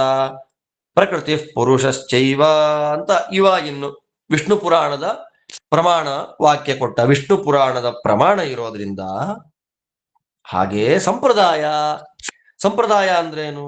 ಪಾಠ ಪ್ರವಚನದಲ್ಲಿ ಜ್ಞಾನಿಗಳು ಸಂಪ್ರದಾಯದಲ್ಲಿ ಉಪದೇಶ ಮಾಡಿಕೊಂಡು ಬಂದಿರೋದ್ರಿಂದ ಜ್ಞಾನಿ ಸಂಪ್ರದಾಯ ಹಾಗೂ ವಿಷ್ಣು ಪುರಾಣ ಈ ಎರಡೂ ಪ್ರಮಾಣ ವಾಕ್ಯ ಇರೋದ್ರಿಂದ ಪ್ರಕೃತಿ ಅನಾದಿ ನಿತ್ಯ. ಹೇಗೆ ಪ್ರಕೃತಿ ಅನಾದಿ ನಿತ್ಯವೋ ಹಾಗೆ ನೀನು ಅನಾದಿ ನಿತ್ಯ ಕಣಯ್ಯ ಅಂತ ಕೃಷ್ಣ ಹೇಳ್ದ ಅಂದ್ರೆ ಅದಕ್ಕೆ ಅರ್ಜುನ ಕೊಡ್ತಾನೆ, ಸರಿ ರೀ, ಅಲ್ಲಿ ಪ್ರಕೃತಿ, ಪುರುಷ, ಕಾಲ ಇದೆಲ್ಲ ಅನಾದಿ ನಿತ್ಯಗಳು ಅಂತ ವಿಷ್ಣು ಪುರಾಣ ಹೇಳ್ತು. ಪ್ರಕೃತಿ ಪುರುಷಶ್ಚೈವ ಕಾಲ್ ನಿತ್ಯವು ಕಾಲಶ್ಚ ಸತ್ತಮ ಅಂತ ವಿಷ್ಣು ಪುರಾಣದಲ್ಲಿ ಪ್ರಕೃತಿ, ಪುರುಷ ಮತ್ತು ಕಾಲ. ಅದರಲ್ಲಿ ಕಾಲ ನಿತ್ಯ, ಪುರುಷ ನಿತ್ಯ, ಪ್ರಕೃತಿಯನ್ನ ನಿತ್ಯ ಅಂತ ಹೇಗೆ ಹೇಳೋದ್ರಿ?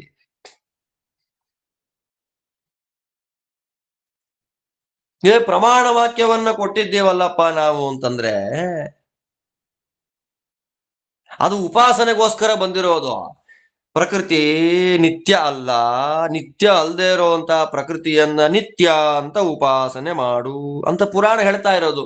ಇದು ಪೂರ್ವ ಪಕ್ಷ. ಇದು ಅವನ ಪ್ರತಿವಾದಿ ನಮ್ಮನ್ನ ಕ್ವಶನ್ ಮಾಡೋದು. ಇದು ಜೀವರು ಅನಾದಿ ನಿತ್ಯರು ಅಂತ ಕೃಷ್ಣ ಹೇಳಿದ್ದಕ್ಕೆ ಪ್ರಮಾಣ ಏನು ಅಂತ ಅರ್ಜುನ ಕೇಳಿದ್ದಕ್ಕೆ ಉದಾಹರಣೆ ಕೊಡು ಅಂತ ಹೇಳಿದ್ದಕ್ಕೆ ಪ್ರಕೃತಿ ಅನಾದಿ ನಿತ್ಯ ಹೇಗೋ, ಸರ್ವೋತ್ತಮ ನಾನು ಅನಾದಿ ನಿತ್ಯ ಹೇಗೋ ಬ್ರಹ್ಮ, ಹಾಗೆ ನೀನು ಅನಾದಿ ನಿತ್ಯ ಅಂತ ಹೇಳಿದ್ದಕ್ಕೆ ಸಂಪ್ರದಾಯ ಇದೆ, ಜ್ಞಾನಿಗಳು ಉಪದೇಶ ಮಾಡಿಕೊಂಡು ಬಂದಿದ್ದಾರೆ ಅನಾದಿ ಕಾಲದಿಂದ, ಮತ್ತು ವಿಷ್ಣು ಪುರಾಣದ ವಾಕ್ಯ ಇದೆ ಅಂತ ಹೇಳಿದ್ವಿ.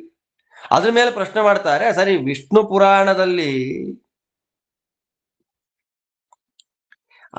ಪುರಾಣದಲ್ಲಿ ಪ್ರಕೃತಿ ಅನಿತ್ಯ ಅಂತಲೂ ಒಂದು ಕಡೆ ವಾಕ್ಯ ಇದೆ. ಅನಿತ್ಯವಾದ ಪ್ರಕೃತಿಯನ್ನ ನಿತ್ಯ ಅಂತ ಉಪಾಸನೆ ಮಾಡಬೇಕು. ಅದು ಉಪಾಸನೆಗೋಸ್ಕರ ಬಂದಿರುವಂಥದ್ದು. ಆದ್ದರಿಂದ ವಿಷ್ಣು ಪುರಾಣವನ್ನ 100% ಪ್ರಮಾಣ ಅಂತ ನಾವು ತಗೊಳಕ್ಕಾಗಲ್ಲ. 100% ನಾವು ಅದನ್ನ ಪ್ರಮಾಣ ಅಂತ ಸ್ವೀಕಾರ ಮಾಡ್ಕೊಳ್ಳಿಕ್ಕೆ ಚಾನ್ಸೇ ಇಲ್ಲ. ಯಾಕೆ?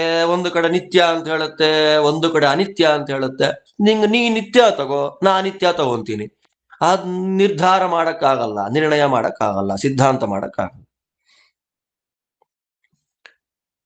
ಸಂಪ್ರದಾಯ ಇದೆಯಲ್ಲ ಅಂತಂದ್ರೆ ಯಾರು ಸಂಪ್ರದಾಯ ಶುರು ಮಾಡಿದ್ಯಾ? ತಲೆಗೊಂದು ಸಂಪ್ರದಾಯ ಅಲ್ವಾ? ಇವಾಗ ಶ್ರಾದ್ದ ಮಾಡಬೇಕು ಅಂದ್ರೆ ಒಂದೊಂದು ಊರಲ್ಲಿ ಒಂದೊಂದ್ ತರ ಶ್ರಾದ್ದ. ಯಾವ ಶ್ರಾದ್ದ ಕರೆಕ್ಟು? ಸಂಪ್ರದಾಯ ಅನ್ಬಿಡು. ಸರಿ, ಸಂಪ್ರದಾಯ ಶುರು ಮಾಡಿದ್ಯಾರು? ಸಂಪ್ರದಾಯಸ್ಯ ಚ ಮೂಲ ನಿಶ್ಚಯಾತ್. ಆ ಸಂಪ್ರದಾಯವನ್ನು ಶುರು ಮಾಡಿದವನು ಯಾರು? ಗೊತ್ತೇ ಇಲ್ಲ. ಆ ಸಂಪ್ರದಾಯಕ್ಕೆ ಮೂಲ ಯಾರು? ಯಾರಿನ ಶುರುವಾಯಿತು? ಯಾವ ಕಾಲದಲ್ಲಿ ಶುರುವಾಯಿತು? ಯಾರಿಗೆ ಹೇಳಿದ್ರು, ಉಪದೇಶ ಮಾಡಿದ್ರು ಸಂಪ್ರದಾಯದ ಮೂಲ ವಾಕ್ಯವನ್ನ ಹೇಳು ಅಂದ್ರೆ ಗೊತ್ತಿಲ್ಲ. ಸಂಪ್ರದಾಯ ಎಷ್ಟು ಪ್ರಮಾಣ, ಆ ಸಂಪ್ರದಾಯ ಶುರುವಾಗಿದ್ದ ಯಾರಿಂದ, ಅವ್ರು ಯಾರಿಗೆ ಉಪದೇಶ ಮಾಡಿದ್ರು, ಇದು ಯಾವುದು ನಿರ್ಧಾರ ಮಾಡ್ಲಿಕ್ಕಾಗೋದಿಲ್ಲ. ಆದ್ದರಿಂದ ಈ ಪ್ರಕೃತಿ, ಪುರುಷ, ಕಾಲ ಇದೆಲ್ಲವೂ ನಿತ್ಯ, ಅನಾದಿ ನಿತ್ಯ ಅಂತ ವಿಷ್ಣು ಪುರಾಣದಲ್ಲಿದೆ, ಸಂಪ್ರದಾಯದಲ್ಲಿದೆ ಅನ್ನೋದೆಲ್ಲ ಪ್ರಮಾಣ ಆಗಲ್ಲಯ್ಯ. ಅಷ್ಟು ಮಾತ್ರ ಅಲ್ಲ, ನಮ್ಮಲ್ಲಿ ಷಡ್ದರ್ಶನಗಳು ಅಂತ ಇದೆ. ನ್ಯಾಯ, ವೈಶೇಷಿಕ, ಮೀಮಾಂಸ ಹಾಗೆಲ್ಲ ಇದೆ ಷಡ್ದರ್ಶನಗಳು ಅಂತ. ಆ ಷಡ್ದರ್ಶನದಲ್ಲಿ ಒಂದು ಸಾಂಖ್ಯ ಮತ. ನಾವೆಲ್ಲ 3ನೇ ಸ್ಕಂದ ಭಾಗವತ ಕೇಳಿದ್ದೀವಲ್ಲ, ಆ ಸಾಂಖ್ಯ ಅಲ್ಲ ಇದು. ಆ ಸಾಂಖ್ಯ ಅಂತನ್ನೋದು ಶುದ್ಧಾತ್ಮ ತತ್ವ ವಿಜ್ಞಾನಂ ಸಾಂಖ್ಯಮಿತ್ಯ ವಿಧೀಯತೆ. ನಾನು ಅಲ್ಲೇ ಹೇಳಿಬಿಟ್ಟೆ 3ನೇ ಸ್ಕಂದ ಪ್ರವಚನ ಮಾಡಬೇಕಾದ್ರೆ. ಶುದ್ಧವಾದಂತಹ ಭಗವಂತನ ಯಥಾರ್ಥವಾದ ಜ್ಞಾನವನ್ನ ಕೊಡೋದು ಸಾಂಖ್ಯ. ಅದು ಸಾಕ್ಷಾತ್ ಕಪಿಲನಾಮಕ ಭಗವಂತ ಉಪದೇಶ ಮಾಡಿದ್ದು. ಇನ್ನೊಬ್ಬ ಇದ್ದಾನೆ ಕಪಿಲ ಮುನಿ, ಅವನು ಸಾಂಖ್ಯ ಮತ ಪ್ರವರ್ತಕ. ಆ ಸಾಂಖ್ಯರು ಏನ್ ಹೇಳ್ತಾರೆ ಗೊತ್ತಾ, ಈ ಪ್ರಕೃತಿ ಪುರುಷ ಅನ್ನೋರಿದ್ದಾರೆ ಅನ್ನೋದಕ್ಕೆ ಪ್ರಮಾಣ ಇಲ್ಲ ಅನ್ಬಿಡ್ತಾರೆ. ನಿರೀಶ್ವರ ಸಾಂಖ್ಯ ಅವರಲ್ಲಿ, ಮತ್ತೆ ಸೇಶ್ವರ ಸಾಂಖ್ಯ, ನಿರೀಶ್ವರ ಸಾಂಖ್ಯ ಅಂತೆರಡು. ನಮ್ಗೆ ತಲೆ ಹರಟೆಗಳು ತಲೆನೋವು ಬೇಡ. ಮೊದ್ಲು ಏಕಾದಶಿ ಏನ್ ಹೇಳ್ತಾರೆ, ಪ್ರಕೃತಿ ಪುರುಷ ಇದೆಲ್ಲ ಸಾಂಖ್ಯರು ಹೇಳುವಂತ ಮಾತು. ಆ ಪ್ರಕೃತಿ ಪುರುಷ ಅನ್ನೋರಿದ್ದಾರೆ ಅನ್ನೋದಕ್ಕೆ ಪ್ರಮಾಣ ಇಲ್ಲ.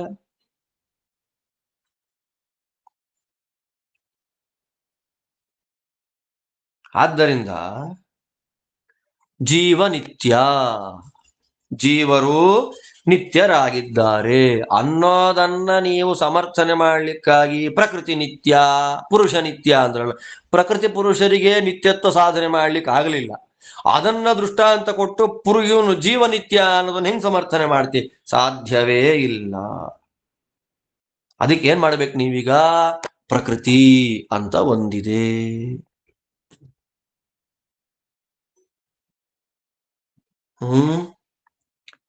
ಪ್ರಕೃತಿ ಅಂತ ಒಂದು ಪದಾರ್ಥ ಇದೆ. ಅಥವಾ ಪ್ರಕೃತಿಯನ್ನ ಪದಾರ್ಥ ಅಂತನಾದ್ರೂ ಒಪ್ಪಿ, ಪ್ರಕೃತಿಯನ್ನ ತತ್ವ ಅಂತನಾದ್ರೂ ಒಪ್ಪಿ. ಒಟ್ನಲ್ಲಿ ಪ್ರಕೃತಿ ಎನ್ನುವಂತಹ ತತ್ವ ಅಂತ ಒಂದಿದೆ ಅನ್ನೋದನ್ನ ಫಸ್ಟು ನಾವು ಸಮರ್ಥನೆ ಮಾಡಬೇಕು. ಆ ಇರೋಂಥ ಪ್ರಕೃತಿ ಅದು ನಿತ್ಯ ಅನ್ನೋದನ್ನ ಸಮರ್ಥನೆ ಮಾಡಬೇಕು.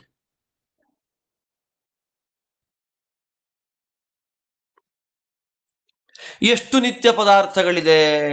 ಎ ನಿತ್ಯ, ಬಿ ನಿತ್ಯ, ಸಿ ನಿತ್ಯ, ಡಿ ನಿತ್ಯ, XYZ ತನಕ ನಿತ್ಯ ಅಂತ. ಇದು ನಿತ್ಯ, ಇದು ನಿತ್ಯ. ಹೇಗೆ ಸ್ಕೂಲಲ್ಲಿ ಅಟೆಂಡೆನ್ಸ್ ಹಾಕ್ಬೇಕಾದ್ರೆ ಬಂದಿದ್ಯಾ ಬಂದಿದ್ಯಾ, ಎಸ್ ಎಸ್ ಎಸ್ ಅಂತ ಹೇಳ್ತಾರಲ್ಲ, ಹಾಗೆ ಇಂಡಿವಿಜುವಲ್ ಆಗಿ ಪ್ರತ್ಯೇಕವಾಗಿ ಇದು ನಿತ್ಯ ಪದಾರ್ಥ, ಇದು ನಿತ್ಯ ಪದಾರ್ಥ, ಇದು ನಿತ್ಯ ಪದಾರ್ಥ, ಇದು ನಿತ್ಯ ಪದಾರ್ಥ ಅಂತ ಕೃಷ್ಣ ನಿತ್ಯ ಪದಾರ್ಥಗಳು ಯಾವ್ಯಾವುದು ಅಂತ ಕೌಂಟ್ ಮಾಡೋ ಅಷ್ಟೊತ್ತಿಗೆ ಭಗವದ್ಗೀತೆ ಅಲ್ಲಿ 1 ವರ್ಷ ಆಗೋಗುತ್ತೆ. ಅದಕ್ಕಾಗಿ ದೇವ್ರು ಏನ್ ಮಾಡ್ತಾನೀಗ,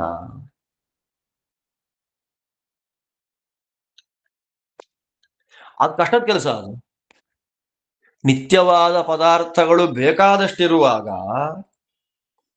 ಒಂದು ನಿತ್ಯ ಪದಾರ್ಥವನ್ನ ಹೇಳಿ ಇದು ನಿತ್ಯ, ಇನ್ನೊಂದು ನಿತ್ಯ, ಇನ್ನೊಂದು ನಿತ್ಯ, ಎಷ್ಟು ಸಲ ಹೇಳ್ತಾ ಸುಸ್ತಾಗೋಗುತ್ತೆ, ಪ್ರಯಾಸ, ಅದು ಆಯಾಸದ ಕೆಲಸ. ಅದಕ್ಕೆ ಏನ್ ಮಾಡ್ತಾನೆ ಕೃಷ್ಣ, ತುಂಬಾ ಚೆನ್ನಾಗಿ ಹೇಳ್ತಾನೆ. ಯದ್ದೇಶತೋ ಅನಂತಂ ತತ್ಸರ್ವಂ ನಿತ್ಯಮೇವ ಇತ್ಯೇವಂ ಸಂಗ್ರಾಹಕ ಸಂಗೃಹೀತಂ ವರ್ಣಾದಿ ಜೀವಾದನ್ಯದಪಿ ಅಸ್ತಿ. ಎಷ್ಟು ಚೆನ್ನಾಗಿ ಹೇಳ್ತಾನೆ ನೋಡಿ ಸ್ವಾಮಿ ಇಲ್ಲಿ. ಜೀವರಿಗಿಂತ ಭಿನ್ನವಾದ ನಿತ್ಯವಾದ ಅಂದ್ರೆ ಅನಾದಿ ನಿತ್ಯವಾದ ಪದಾರ್ಥಗಳು ಬೇಕಾದಷ್ಟಿದೆ ಅನ್ನೋದನ್ನ ಕೃಷ್ಣ ಒಂದೇ ಶ್ಲೋಕದಲ್ಲಿ ಹೇಳಿಬಿಟ್ಟ. ದೇಶತಃ ಅನಂತವಾಗಿದೆ ಆ ಪದಾರ್ಥಗಳು.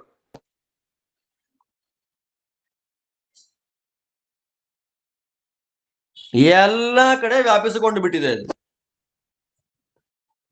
ಅಲ್ವಾ. ಇಷ್ಟೆಲ್ಲ ಕಷ್ಟ ಇದೆ ಅದಕ್ಕೆ ಕೃಷ್ಣ ಏನ್ ಮಾಡ್ತಾನೆ,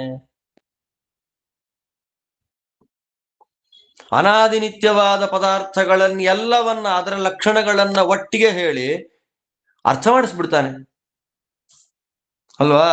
ಯಾರ್ಯಾರಿಗಿದೆ? ಇದು ಜೀವನಿಗಿದೆ ಬಿಡಿ, ಅನಾದಿ ನಿತ್ಯ. ಜೀವನಿಗಿಂತ ಬೇರೆ ಯಾರಿದ್ದಾರೆ ಅಂದ್ರೆ ವರ್ಣಗಳಿದೆ. ಅಕಾರದಿಂದ ಕ್ಷಕಾರದವರೆಗೂ ಇರುವ 51 ವರ್ಣಗಳು ನೋಡಿ. ನಮ್ಮ ಮಧ್ವ ಸಿದ್ಧಾಂತದ ಮತ್ತೊಂದು ಮುಖ್ಯ ಪ್ರಮೇಯ. ಜೀವನಿತ್ಯತ್ವ ಅನ್ನೋದು ಆಚಾರ್ಯರು ಹೇಳಿದ ಸಿದ್ಧಾಂತ. ಮಧ್ವಾಚಾರ್ಯ ಹೇಳಿಬಿಟ್ಟಿದ್ದಾರೆ, ಮಧ್ವಾಚಾರ್ಯಕ್ಕೆ ಮೂಲ ಇಲ್ಲ ಅಂದ್ರೆ ಕೃಷ್ಣ ಸ್ಪಷ್ಟ ಹೇಳ್ತಾ ಇದ್ದಾನೆ ನೋಡಿ ಇಲ್ಲಿ. ಜೀವನಿತ್ಯತ್ವ ಮಧ್ವ ಸಿದ್ಧಾಂತದ ಮೂಲಭೂತವಾದ ಪ್ರಮೇಯ. ವರ್ಣನಿತ್ಯತ್ವ ಮಧ್ವ ಸಿದ್ಧಾಂತದ ಮೂಲಭೂತವಾದ ಪ್ರಮೇಯ. ವರ್ಣನಿತ್ಯ ಅಂದ್ರೆ ಏನು? ಆ ಎಲ್ಲ 51 ಅಕ್ಷರಗಳು ಅನಾದಿ ನಿತ್ಯವಾಗಿವೆ. ಹೇಗನಾದಿ ನಿತ್ಯವಾಗಿದೆ ಅದು ಅಂತಂದ್ರೆ ಅದಕ್ಕೆ ಅದರದ್ದೇ ಪ್ರತಿಪಾದ್ಯವಾದ ಭಗವದ್ ರೂಪ. ಅಂದ್ರೆ ಅಜ, ಆ ಅಂದ್ರೆ ಆನಂದ, ಈ ಅಂದ್ರೆ ಇಂದ್ರ, ಈ ಅಂದ್ರೆ ಈಶ, ಊ ಅಂದ್ರೆ ಉಗ್ರ, ಊರ್ಜ, ಋತುಂಬರ, ಋಗ, ಋಷ, ಋಜಿ, ಏಕಾತ್ಮ, ಐರ, ಓಜೋ, ಮೃದೌರ, ಸಂತ, ಅರ್ಧ ಗರ್ಭ ಇದೆಯಲ್ಲ, 51 ಇದೆಯಲ್ಲ. ಲಕ್ಷ್ಮೀ ನೃಸಿಂಹನ್ ತನಕ ಇದೆಯಲ್ಲ. ಕಪಿಲ, ಕಪತಿ, ಗರುಡಾಸನ, ಘರ್ಮಜ್ಞ, ಸಾರ, ಚಾರ್ವಂಗ, ಛಂದೋಗಮ್ಯ, ಜನಾರ್ದನ, ಝಾಟಿತಾರಿ, ನ್ಯಮ, ಟಂಕ, ಠಕಲ, ಢರಕ, ಢರೀಣಾತ್ಮ, ತಾರ, ಥಬ, ದಂಡಿ, ಧನ್ವಿ, ನಮ್ಯ, ಪರ, ಫಲ, ಬಲಿ, ಭಗ, ಮನು, ಯಜ್ಞ, ರಾಮ, ಲಕ್ಷ್ಮೀಪತಿ, ವರ, ಶಾಂತ, ಸಂವಿತ್, ಷಡ್ಗುಣ, ಸಾರಾತ್ಮ, ಹಂಸ, ಲಾಳುಕ, ಲಕ್ಷ್ಮೀ ನೃಸಿಂಹ. ಅಜಾದಿ ಲಕ್ಷ್ಮೀ ನೃಸಿಂಹ ಪರ್ಯಂತ ಅಕಾರಾದಿ ಕ್ಷಕಾರ ವಾಚ್ಯವಾದ 51 ಭಗವದ್ ರೂಪಗಳಿದೆ. ಆ ಭಗವದ್ ರೂಪಗಳು ಈ ಅಕಾರಾದಿ ಕ್ಷಕಾರ ಪರ್ಯಂತ ಅಕ್ಷರ ಸಮುದಾಯಗಳಿಗೆ ವಾಚ್ಯವಾಗಿದೆ. ಆದ್ದರಿಂದ ಆ ಅಜಾದಿ 51 ರೂಪಗಳು ಅನಾದಿ ನಿತ್ಯ. ಆ ಅಜಾದಿ 51 ಭಗವದ್ ರೂಪಗಳನ್ನು ಹೇಳುವ ಅಕಾರಾದಿ ಕ್ಷಕಾರ ಅಂತ ಪರ್ಯಂತ ವರ್ಣಗಳು ಅನಾದಿ ನಿತ್ಯವೇ. ಇದು ಈಸಿಯಾಗಿ ಸಮರ್ಥನೆ ಮಾಡಬಹುದು. ಆದ್ದರಿಂದ ವರ್ಣಗಳು, ಆ ವರ್ಣಗಳಿಂದ ಬರತಕ್ಕಂತಹ ಶಬ್ದಗಳು, ಪದಗಳು, ಸಮಸ್ತ ಶಾಸ್ತ್ರಗಳೇ ಹೀಗಿರೋದಲ್ವ. ನಮಗೆ ವೇದಗಳನ್ನ ಅನಾದಿ ನಿತ್ಯ ಅಂತ ಹೆಂಗ್ ಸಮರ್ಥನೆ ಮಾಡ್ತೀರಿ? ವರ್ಣ ನಿತ್ಯತ್ವವನ್ನು ಸಮರ್ಥನೆ ಮಾಡಲಿಲ್ಲ ಅಂತಂದ್ರೆ ವೇದ ನಿತ್ಯ ಅಂತ ಸಮರ್ಥನೆ ಮಾಡ್ಲಿಕ್ಕೆ ನಮ್ಗೆ ಆಗೋದೇ ಇಲ್ಲ. ವೇದ ನಿತ್ಯ ಅಂತ ಆಗೋದೇ ಯಾವಾಗ? ವರ್ಣನಿತ್ಯ. ಯಾಕೆ? ವೇದದಲ್ಲಿ ವರ್ಣ ಬಿಟ್ಟು ಬೇರೆ ಇಲ್ವಲ್ಲ. ಅಗ್ನಿಮೀಳೆ ಪುರೋಹಿತಂ ಅಂತ ವೇದ ಹೇಳಿದ್ರೆ ಅಲ್ಲಿ ಆ ಅಗ್ನಿ ಮೀಳೆ 51 ಅಕ್ಷರದಲ್ಲಿ ಯಾವ್ದಾದ್ರೂ ಒಂದು ಅಕ್ಷರ ಬರುತ್ತಲ್ಲ ಅಲ್ಲಿ. ಆದ್ರೆ ಆ ಅನಾದಿ ನಿತ್ಯವಾದ ಅಕ್ಷರಗಳಿಂದ ಕೂಡಿದ ಪದಗಳು ವೇದಗಳು, ಅದು ಅನಾದಿ ನಿತ್ಯಗಳು ಅಷ್ಟೇ. ಆದ್ದರಿಂದ ವರ್ಣ ನಿತ್ಯತ್ವ ಒಂದನ್ನು ನಾವು ಸಮರ್ಥನೆ ಮಾಡಿಬಿಟ್ರೆ ವೇದಗಳ ಅನಾದಿ ನಿತ್ಯತ್ವವನ್ನು ಸಮರ್ಥನೆ ಮಾಡ್ಲಿಕ್ಕಾಗತ್ತೆ. ಅದಕ್ಕೆ ಆಚಾರ ಅಂತಾರೆ ಪ್ರಕೃತಿ ಅನಾದಿ ನಿತ್ಯ, ಭಗವಂತ ಅನಾದಿ ನಿತ್ಯ. ಹಾಗೆ ಇಲ್ಲಿ ಬಂತಲ್ಲ, ಇಲ್ಲಿ ಯಾವುದದು? 51 ಅಕ್ಷರಗಳು ಅನಾದಿ ನಿತ್ಯ. ಹಾಗೆ ಇನ್ನೊಂದಿದೆ ಅವ್ಯಾಕೃತ ಆಕಾಶ ಅಂತ ಒಂದಿದೆ, ಮಹಾಲಕ್ಷ್ಮಿ ಸ್ವರೂಪವಾದ ಅವ್ಯಾಕೃತ ಆಕಾಶ. ಆ ಅವ್ಯಾಕೃತವಾದ ಆಕಾಶವೂ ಅನಾದಿ ನಿತ್ಯವೇ. ಇವೆಲ್ಲ ಅನಾದಿ ನಿತ್ಯಗಳಂತೆ ಜೀವನು ಅನಾದಿ ನಿತ್ಯ ಅನ್ನೋದನ್ನು ಸಮರ್ಥನೆ ಮಾಡಬೇಕು ಕೃಷ್ಣ ಇವಾಗ ನಮಗಿಲ್ಲಿ. ಜೀವ ಅನಾದಿ ನಿತ್ಯ ಅಂತ ಆಗ್ಬೇಕಾದ್ರೆ ಪ್ರಕೃತಿ ಅನಾದಿ ನಿತ್ಯ, ಆಕಾಶ ಅನಾದಿ ನಿತ್ಯ, ಯಾವುದು ಅವ್ಯಾಕೃತ ಆಕಾಶ ಅನಾದಿ ನಿತ್ಯ, ವರ್ಣಗಳು ಅನಾದಿ ನಿತ್ಯ. ಹೀಗೆಲ್ಲ ಮಾಡ್ತಾ ಎಷ್ಟು ಶ್ಲೋಕದಲ್ಲಿ ಹೇಳೋದು? ಅದಕ್ಕೆ ಕೃಷ್ಣ ಅದೆಲ್ಲದರ ಲಕ್ಷಣವನ್ನ ಒಟ್ಟಿಗೆ ಹೇಳುವಂತ ಒಂದೇ ಶ್ಲೋಕದಲ್ಲಿ ಹೇಳಿ ಇದೆಲ್ಲ ಅನಾದಿ ನಿತ್ಯಗಳಾದಂತೆ ಜೀವನು ಅನಾದಿ ನಿತ್ಯ ಅಂತ ಹೇಳಿ ಮುಗಿಸ್ಬಿಡ್ತಾನೆ. ಅದೇ ಅವಿನಾಶಿತು ತದ್ವಿಧಿ ಯೇನ ಸರ್ವಮಿದಂ ತತಂ ವಿನಾಶಮವ್ಯಯಸ್ಯಾಸ್ಯ ನ ಕಶ್ಚಿತ್ ಕರ್ತುಮರ್ಹತಿ. ಎಷ್ಟು ಚೆನ್ನಾಗಿ ಹೇಳ್ತಾನೆ ದೇವರು. ಅವಿನಾಶಿತು ತದ್ವಿಧಿ ಯೇನ ಸರ್ವಮಿದಂ ತತಂ. ಏನ ಇದಂ ಸರ್ವಂ ತತಂ, ಯಾವುದರಿಂದ ಇದೆಲ್ಲವೂ ಪೂರ್ಣವಾಗಿ ವ್ಯಾಪಿಸಿಕೊಂಡು ಬಿಟ್ಟಿದೆಯೋ. ಯಾವುದು? ಅದೇ ದೇಶತಃ ಪರಿಪೂರ್ಣವಾದ ವ್ಯಾಪ್ತಿ ಅದಕ್ಕೆ. ಯಾವುದಕ್ಕೆ? ಅಕಾರಾದಿ ಅಕ್ಷರಗಳು, ಅವ್ಯಾಕೃತಾಕಾಶ, ಇದೆಲ್ಲ ಎಲ್ಲ ಕಡೆ ವ್ಯಾಪಿಸಿಕೊಂಡ್ಬಿಟ್ಟಿದೆ. ಅಕ್ಷರಗಳು, ಅದಾದ್ಮೇಲೆ ಅವ್ಯಾಕೃತ ಆಕಾಶ, ಇದೆಲ್ಲ ಎಲ್ಲ ಕಡೆ ವ್ಯಾಪಿಸಿಕೊಂಡಿದೆ. ಅದು ನಿತ್ಯವೇ ಆಗಿದೆ. ಅದಕ್ಕೆ ನಾಶ ಇಲ್ಲ. ಅವಿನಾಶಿತು ತದ್ವಿಧಿ ಯೇನ ಸರ್ವಮಿದಂ ತತಂ.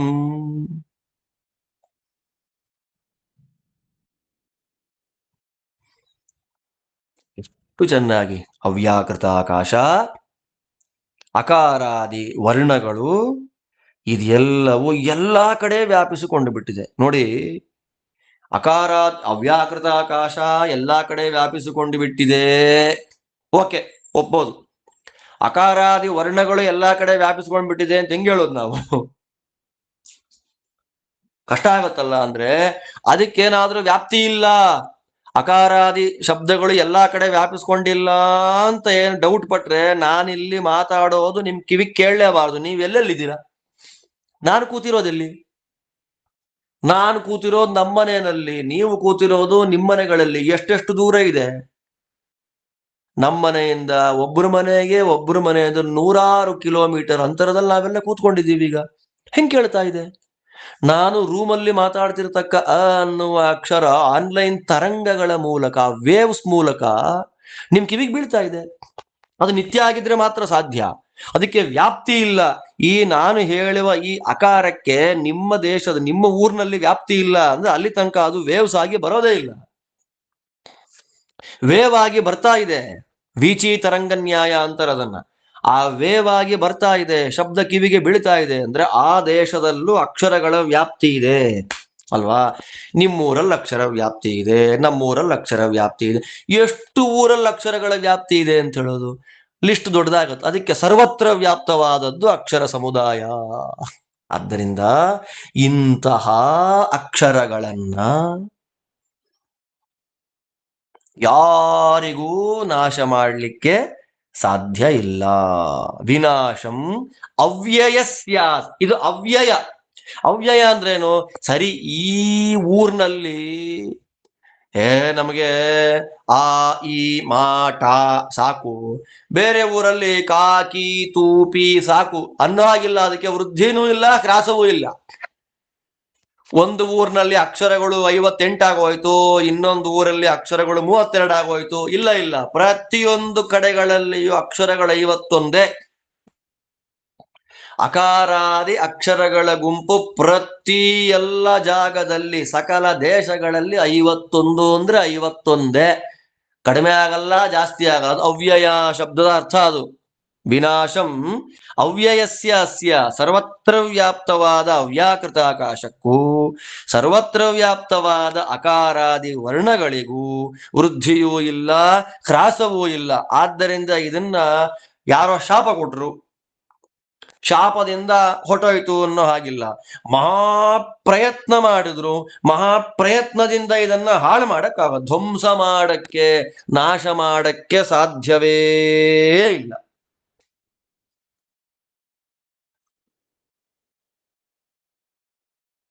ನಾಶರಹಿತವಾದ, ವೃದ್ಧಿಯೂ ಇಲ್ಲದ, ಹ್ರಾಸವೂ ಇಲ್ಲದ ಈ ಅವ್ಯಾಕೃತಾಕಾಶವನ್ನ, ಈ ಅಕಾರಾದಿ ಅಕ್ಷರ ಸಮುದಾಯವನ್ನ ಶಾಪದಿಂದಲಾಗಲಿ ಬಲವಂತವಾದ ಪ್ರಯತ್ನದಿಂದಾಗಲಿ ವಿನಾಶ ಮಾಡಲಿಕ್ಕೆ ಸಾಧ್ಯ ಇಲ್ಲ.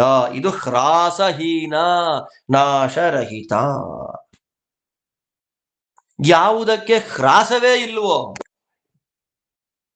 ತತ್ವವನ್ನ ಬಿಲ್ಡಪ್ ಮಾಡೋದು ನೋಡ್ರಿ ಕೃಷ್ಣ ನಮ್ಮನ್ನ. ಯಾವುದಕ್ಕೆ ಹ್ರಾಸ ಅನ್ನೋದೇ ಇಲ್ವೋ, ಯಾವುದು ಕಡಿಮೆನೇ ಆಗಲ್ವೋ ಅದನ್ನ ನಾಶ ಮಾಡೋದು ಹೇಗೆ?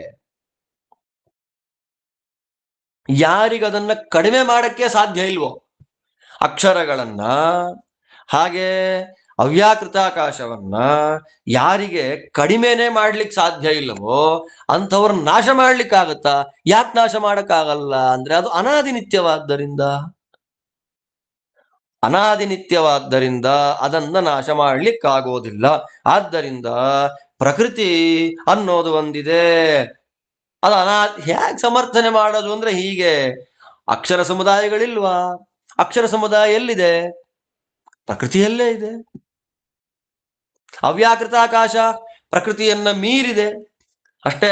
ಪ್ರಕೃತಿಯ ಒಳಗೆ ಅಕ್ಷರ ಸಮುದಾಯ, ಪ್ರಕೃತಿಯನ್ನ ಮೀರಿದ ಅಕ್ಷರ ಸಮುದಾಯದ ವಾಚ್ಯವಾದ ಭಗವದ್ ರೂಪಗಳು ಅವ್ಯಾಕೃತಾಕಾಶ. ಹೇಗೋ ಅವ್ಯಾಕೃತಾಕಾಶ ಅಕ್ಷರಗಳ ಸಮುದಾಯ ಹೇಗೆ ಅನಾದಿನಿತ್ಯವೋ ಹಾಗೆಯೇ ಪ್ರಕೃತಿಯು ಅನಾದಿನಿತ್ಯ.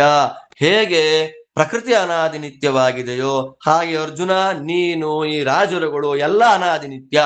ನಿಮ್ಮೆಲ್ಲರ ಅನಾದಿನಿತ್ಯತ್ವವನ್ನ ಕಂಟ್ರೋಲ್ ಮಾಡುವ ಪರಮನಿತ್ಯ ನಾನು.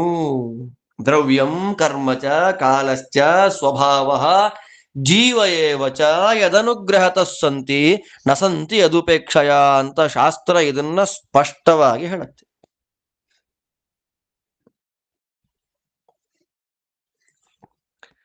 ಬರೀ ಅಷ್ಟಲ್ಲ, ದ್ರವ್ಯಗಳಿಗೆ ನಾಶ ಇಲ್ಲ, ಜೀವರ ಕರ್ಮಗಳಿಗೆ ನಾಶ ಇಲ್ಲ, ಅನಾದಿನಿತ್ಯವಾದದ್ದು. ದ್ರವ್ಯಂ ಕರ್ಮ ಚ. ಕಾಲಕ್ಕೆ ನಾಶ ಇಲ್ಲ, ಜೀವರ ಸ್ವಭಾವಗಳು ಅದು ಅನಾದಿನಿತ್ಯ. ಜೀವರು ಅನಾದಿ ನಿತ್ಯ, ವರ್ಣ ಸಮುದಾಯ ಅನಾದಿ ನಿತ್ಯ, ಅವ್ಯಾಕೃತಾಕಾಶ ಅನಾದಿ ನಿತ್ಯ, ಮತ್ತೆ ಪ್ರಕೃತಿ ಅನಾದಿ ನಿತ್ಯ. ಈ ಎಲ್ಲ ಅನಾದಿ ನಿತ್ಯತ್ವಗಳ ಅನಾದಿ ನಿತ್ಯತ್ವದ ಕಂಟ್ರೋಲಿಂಗ್ ಕೆಪಾಸಿಟಿ ಯಾರಲ್ಲಿದೆ? ನಾರಾಯಣ. ಆದ್ದರಿಂದ ನಿತ್ಯವಾದ ಪದಾರ್ಥಗಳಿಗೆ ಎಕ್ಸಿಸ್ಟೆನ್ಸ್, ನಿತ್ಯತ್ವವನ್ನ ಕೊಟ್ಟವನು, ಸತ್ತಾವನ್ನ ಕೊಟ್ಟವನು.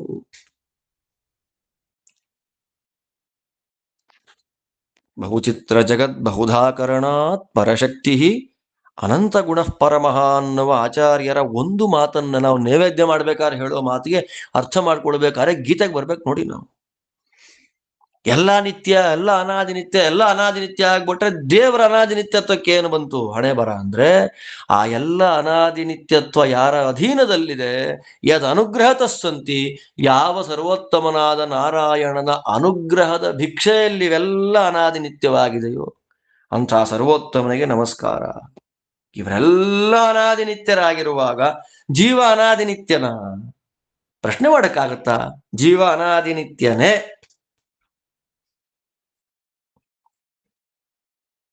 ಜೀವ ಅನಾದಿ ನಿತ್ಯನೇ. ಆ ಅನಾದಿ ನಿತ್ಯನಾಗಿರ್ತಕ್ಕಂಥ ಜೀವ ಎಲ್ಲಿರ್ತಾನೆ? ದೇಹದಲ್ಲಿರ್ತಾನೆ. ದೇಹ ನಾಶ ಆಗ್ಬಿಟ್ರೆ ಜೀವನಾಶ ಆಗ್ಬಿಡುತ್ತಲ್ಲ. ದೇಹ ನಾಶ ಆಗಿಬಿಟ್ರೆ ಏನಾಗತ್ತೆ? ಜೀವನಾಶ ಆಗಿಬಿಡುತ್ತೆ. ಅಯ್ಯಯ್ಯೋ, ಎಂಥ ಹಣೆ ಬರ ಬಂತಪ್ಪ ಇದು. ದೇಹ ಏನಾಗ್ಬಿಡುತ್ತೆ? ನಾಶ ಆಗೋದ್ರೆ ಸರಿ, ಜೀವನಿಗೆ ಎಲ್ಲಿ ಅಸ್ತಿತ್ವ ಇದೆ? ದೇಹದಲ್ಲಿ ತಾನೇ ಅಸ್ತಿತ್ವ ಇರೋದು ನಮಗೆ. ನಮ್ಮ ಎಕ್ಸಿಸ್ಟೆನ್ಸ್ ಎಲ್ಲಿ? ನಮ್ಮ ದೇಹದಲ್ಲಿ.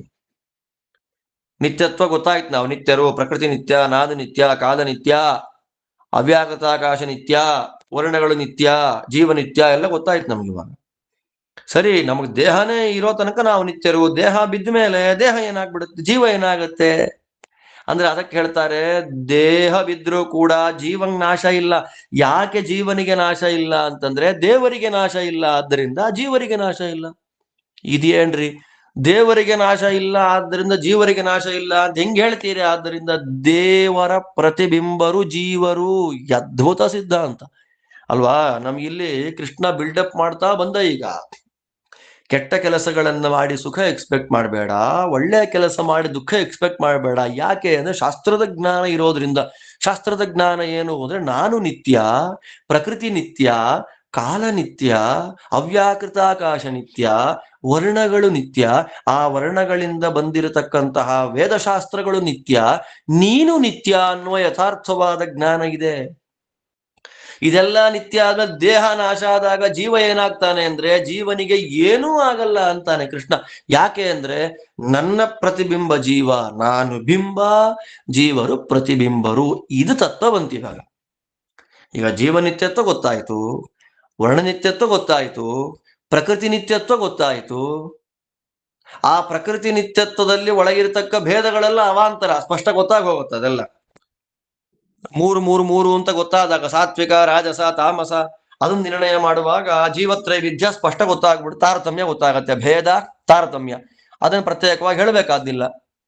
ನಿತ್ಯ ಆದ್ದರಿಂದ ಅದು ಸತ್ಯ ಆಗಲೇಬೇಕು. ಸುಳ್ಳಾದದ್ದು ನಿತ್ಯ ಆಗಲ್ಲ. ಮದ್ದು ಸಿದ್ಧಾಂತದ ಮೂಲಭೂತ ಪ್ರಮೇಯಗಳು ನೋಡಿ ಇಲ್ಲಿ. ಜೀವನಿತ್ಯ, ದೇವನಿತ್ಯ, ಪ್ರಕೃತಿ ನಿತ್ಯ. ಆದ್ದರಿಂದ ಜೀವರಿಗೂ ದೇವರಿಗೂ ಜಡಾತ್ಮಕವಾದ ಪ್ರಕೃತಿಯ ಮಧ್ಯದಲ್ಲಿ ಇರುವಂತಹ ಪಂಚಭೇದಗಳು ನಿತ್ಯ. ಪ್ರಪಂಚ ನಿತ್ಯ, ಪ್ರಪಂಚ ಸತ್ಯ, ಮಿಥ್ಯ ಅಲ್ಲ. ಅಷ್ಟಾದ ಮೇಲೆ ಇರೋ ಜೀವರಿಗೂ ದೇವರಿಗೂ ಏನ್ ಸಂಬಂಧ ಅಂದ್ರೆ ಬಿಂಬ ಪ್ರತಿಬಿಂಬ ಭಾವ. ಅದನ್ನ ಅಂತವಂತ ಇಮೇ ದೇಹ ನಿತ್ಯಸ್ಯೋಕ್ತ ಶರೀರಿಣ ಅಂತ ಕೃಷ್ಣ ಆ ಶ್ಲೋಕದ ನಿರೂಪಣೆ ಮಾಡ್ತಾನೆ. ಮಧ್ವ ಸಿದ್ಧಾಂತದ ಮತ್ತೊಂದು ಮೂಲಭೂತ ಪ್ರಮೇಯಕ್ಕೆ ನಾವು ರೆಡಿ ಆಗ್ಬೇಕು. ಯಾವುದು? ಬಿಂಬ ಪ್ರತಿಬಿಂಬ ಭಾವ ಅಂತ. ಅದನ್ನ 17ನೇ ಶ್ಲೋಕದಲ್ಲಿ ಭಗವಂತ ಹೇಳ್ತಾನೆ. ಆ ವಾಕ್ಯವನ್ನು ಮತ್ತೆ ಸೋಮವಾರದ ದಿವಸ ಬೆಳಗ್ಗೆ ಅಂತೀನಿ, ಸಾಯಂಕಾಲ ಅನುಸಂಧಾನ ಮಾಡೋಣ ಅಂತ ಹೇಳ್ತಾ, ಎಲ್ಲರಿಗೂ ಭಗವಂತ ಒಳ್ಳೇದ್ ಮಾಡ್ಲಿ. ಇದನ್ನು ಮತ್ತೆ ಮತ್ತೆ ಕೇಳಿ. ಅದ್ಭುತವಾದಂತಹ ತತ್ವ ಇದು. ರೆಕಾರ್ಡಿಂಗ್ ಹೆಂಗಿದ್ರು ನಮ್ ಯೂಟ್ಯೂಬ್ ಅಲ್ಲಿ ಇದ್ದೇ ಇರುತ್ತೆ. ಮತ್ತೆ ಮತ್ತೆ ಅದನ್ನು ಕೇಳಿ ಮನನ ಮಾಡ್ಕೊಳ್ಳಿ, ಚೆನ್ನಾಗಿ ಅರ್ಥ ಮಾಡ್ಕೊಳ್ಳಿ. ದೊಡ್ಡ ಅವಕಾಶ ದೇವರು ಕೊಡುವಂಥದ್ದು, ದೇವರು ಕೊಟ್ಟಿರುವ ದೊಡ್ಡ ಅವಕಾಶ. ಗೀತಾರ್ಥ ಚಿಂತನೆ ಮಾಡುವ ಅವಕಾಶ, ಮೋಕ್ಷಕ್ಕೆ ನಮ್ಮನ್ನು ಕರ್ಕೊಂಡು ಹೋಗುವ ಸಿದ್ಧಾಂತ ಇದು. ಅನಾಯಾಸವಾಗಿ ದೇವರು ಕೊಟ್ಟಿದ್ದಾನೆ. ಅದನ್ನು ಉಪಯೋಗ ಮಾಡಿಕೊಂಡು ಹರಿಗುರುಗಳ ಅನುಗ್ರಹದಿಂದ ತತ್ವಜ್ಞಾನವನ್ನು ಪಡೆಯುವಂತಾಗಲಿ ಅಂತ ಪ್ರಾರ್ಥನೆ ಮಾಡ್ತಾ ನಿಮ್ಮೆಲ್ಲರಿಗೂ ಭಗವಂತ ಒಳ್ಳೇದು ಮಾಡಲಿ. ಇವತ್ತಿನ ಪಾಠ ಮುಗಿಸ್ತಾ ಇದ್ದೇನೆ. ಶ್ರೀಕೃಷ್ಣ ಅರ್ಪಣಮಸ್ತು.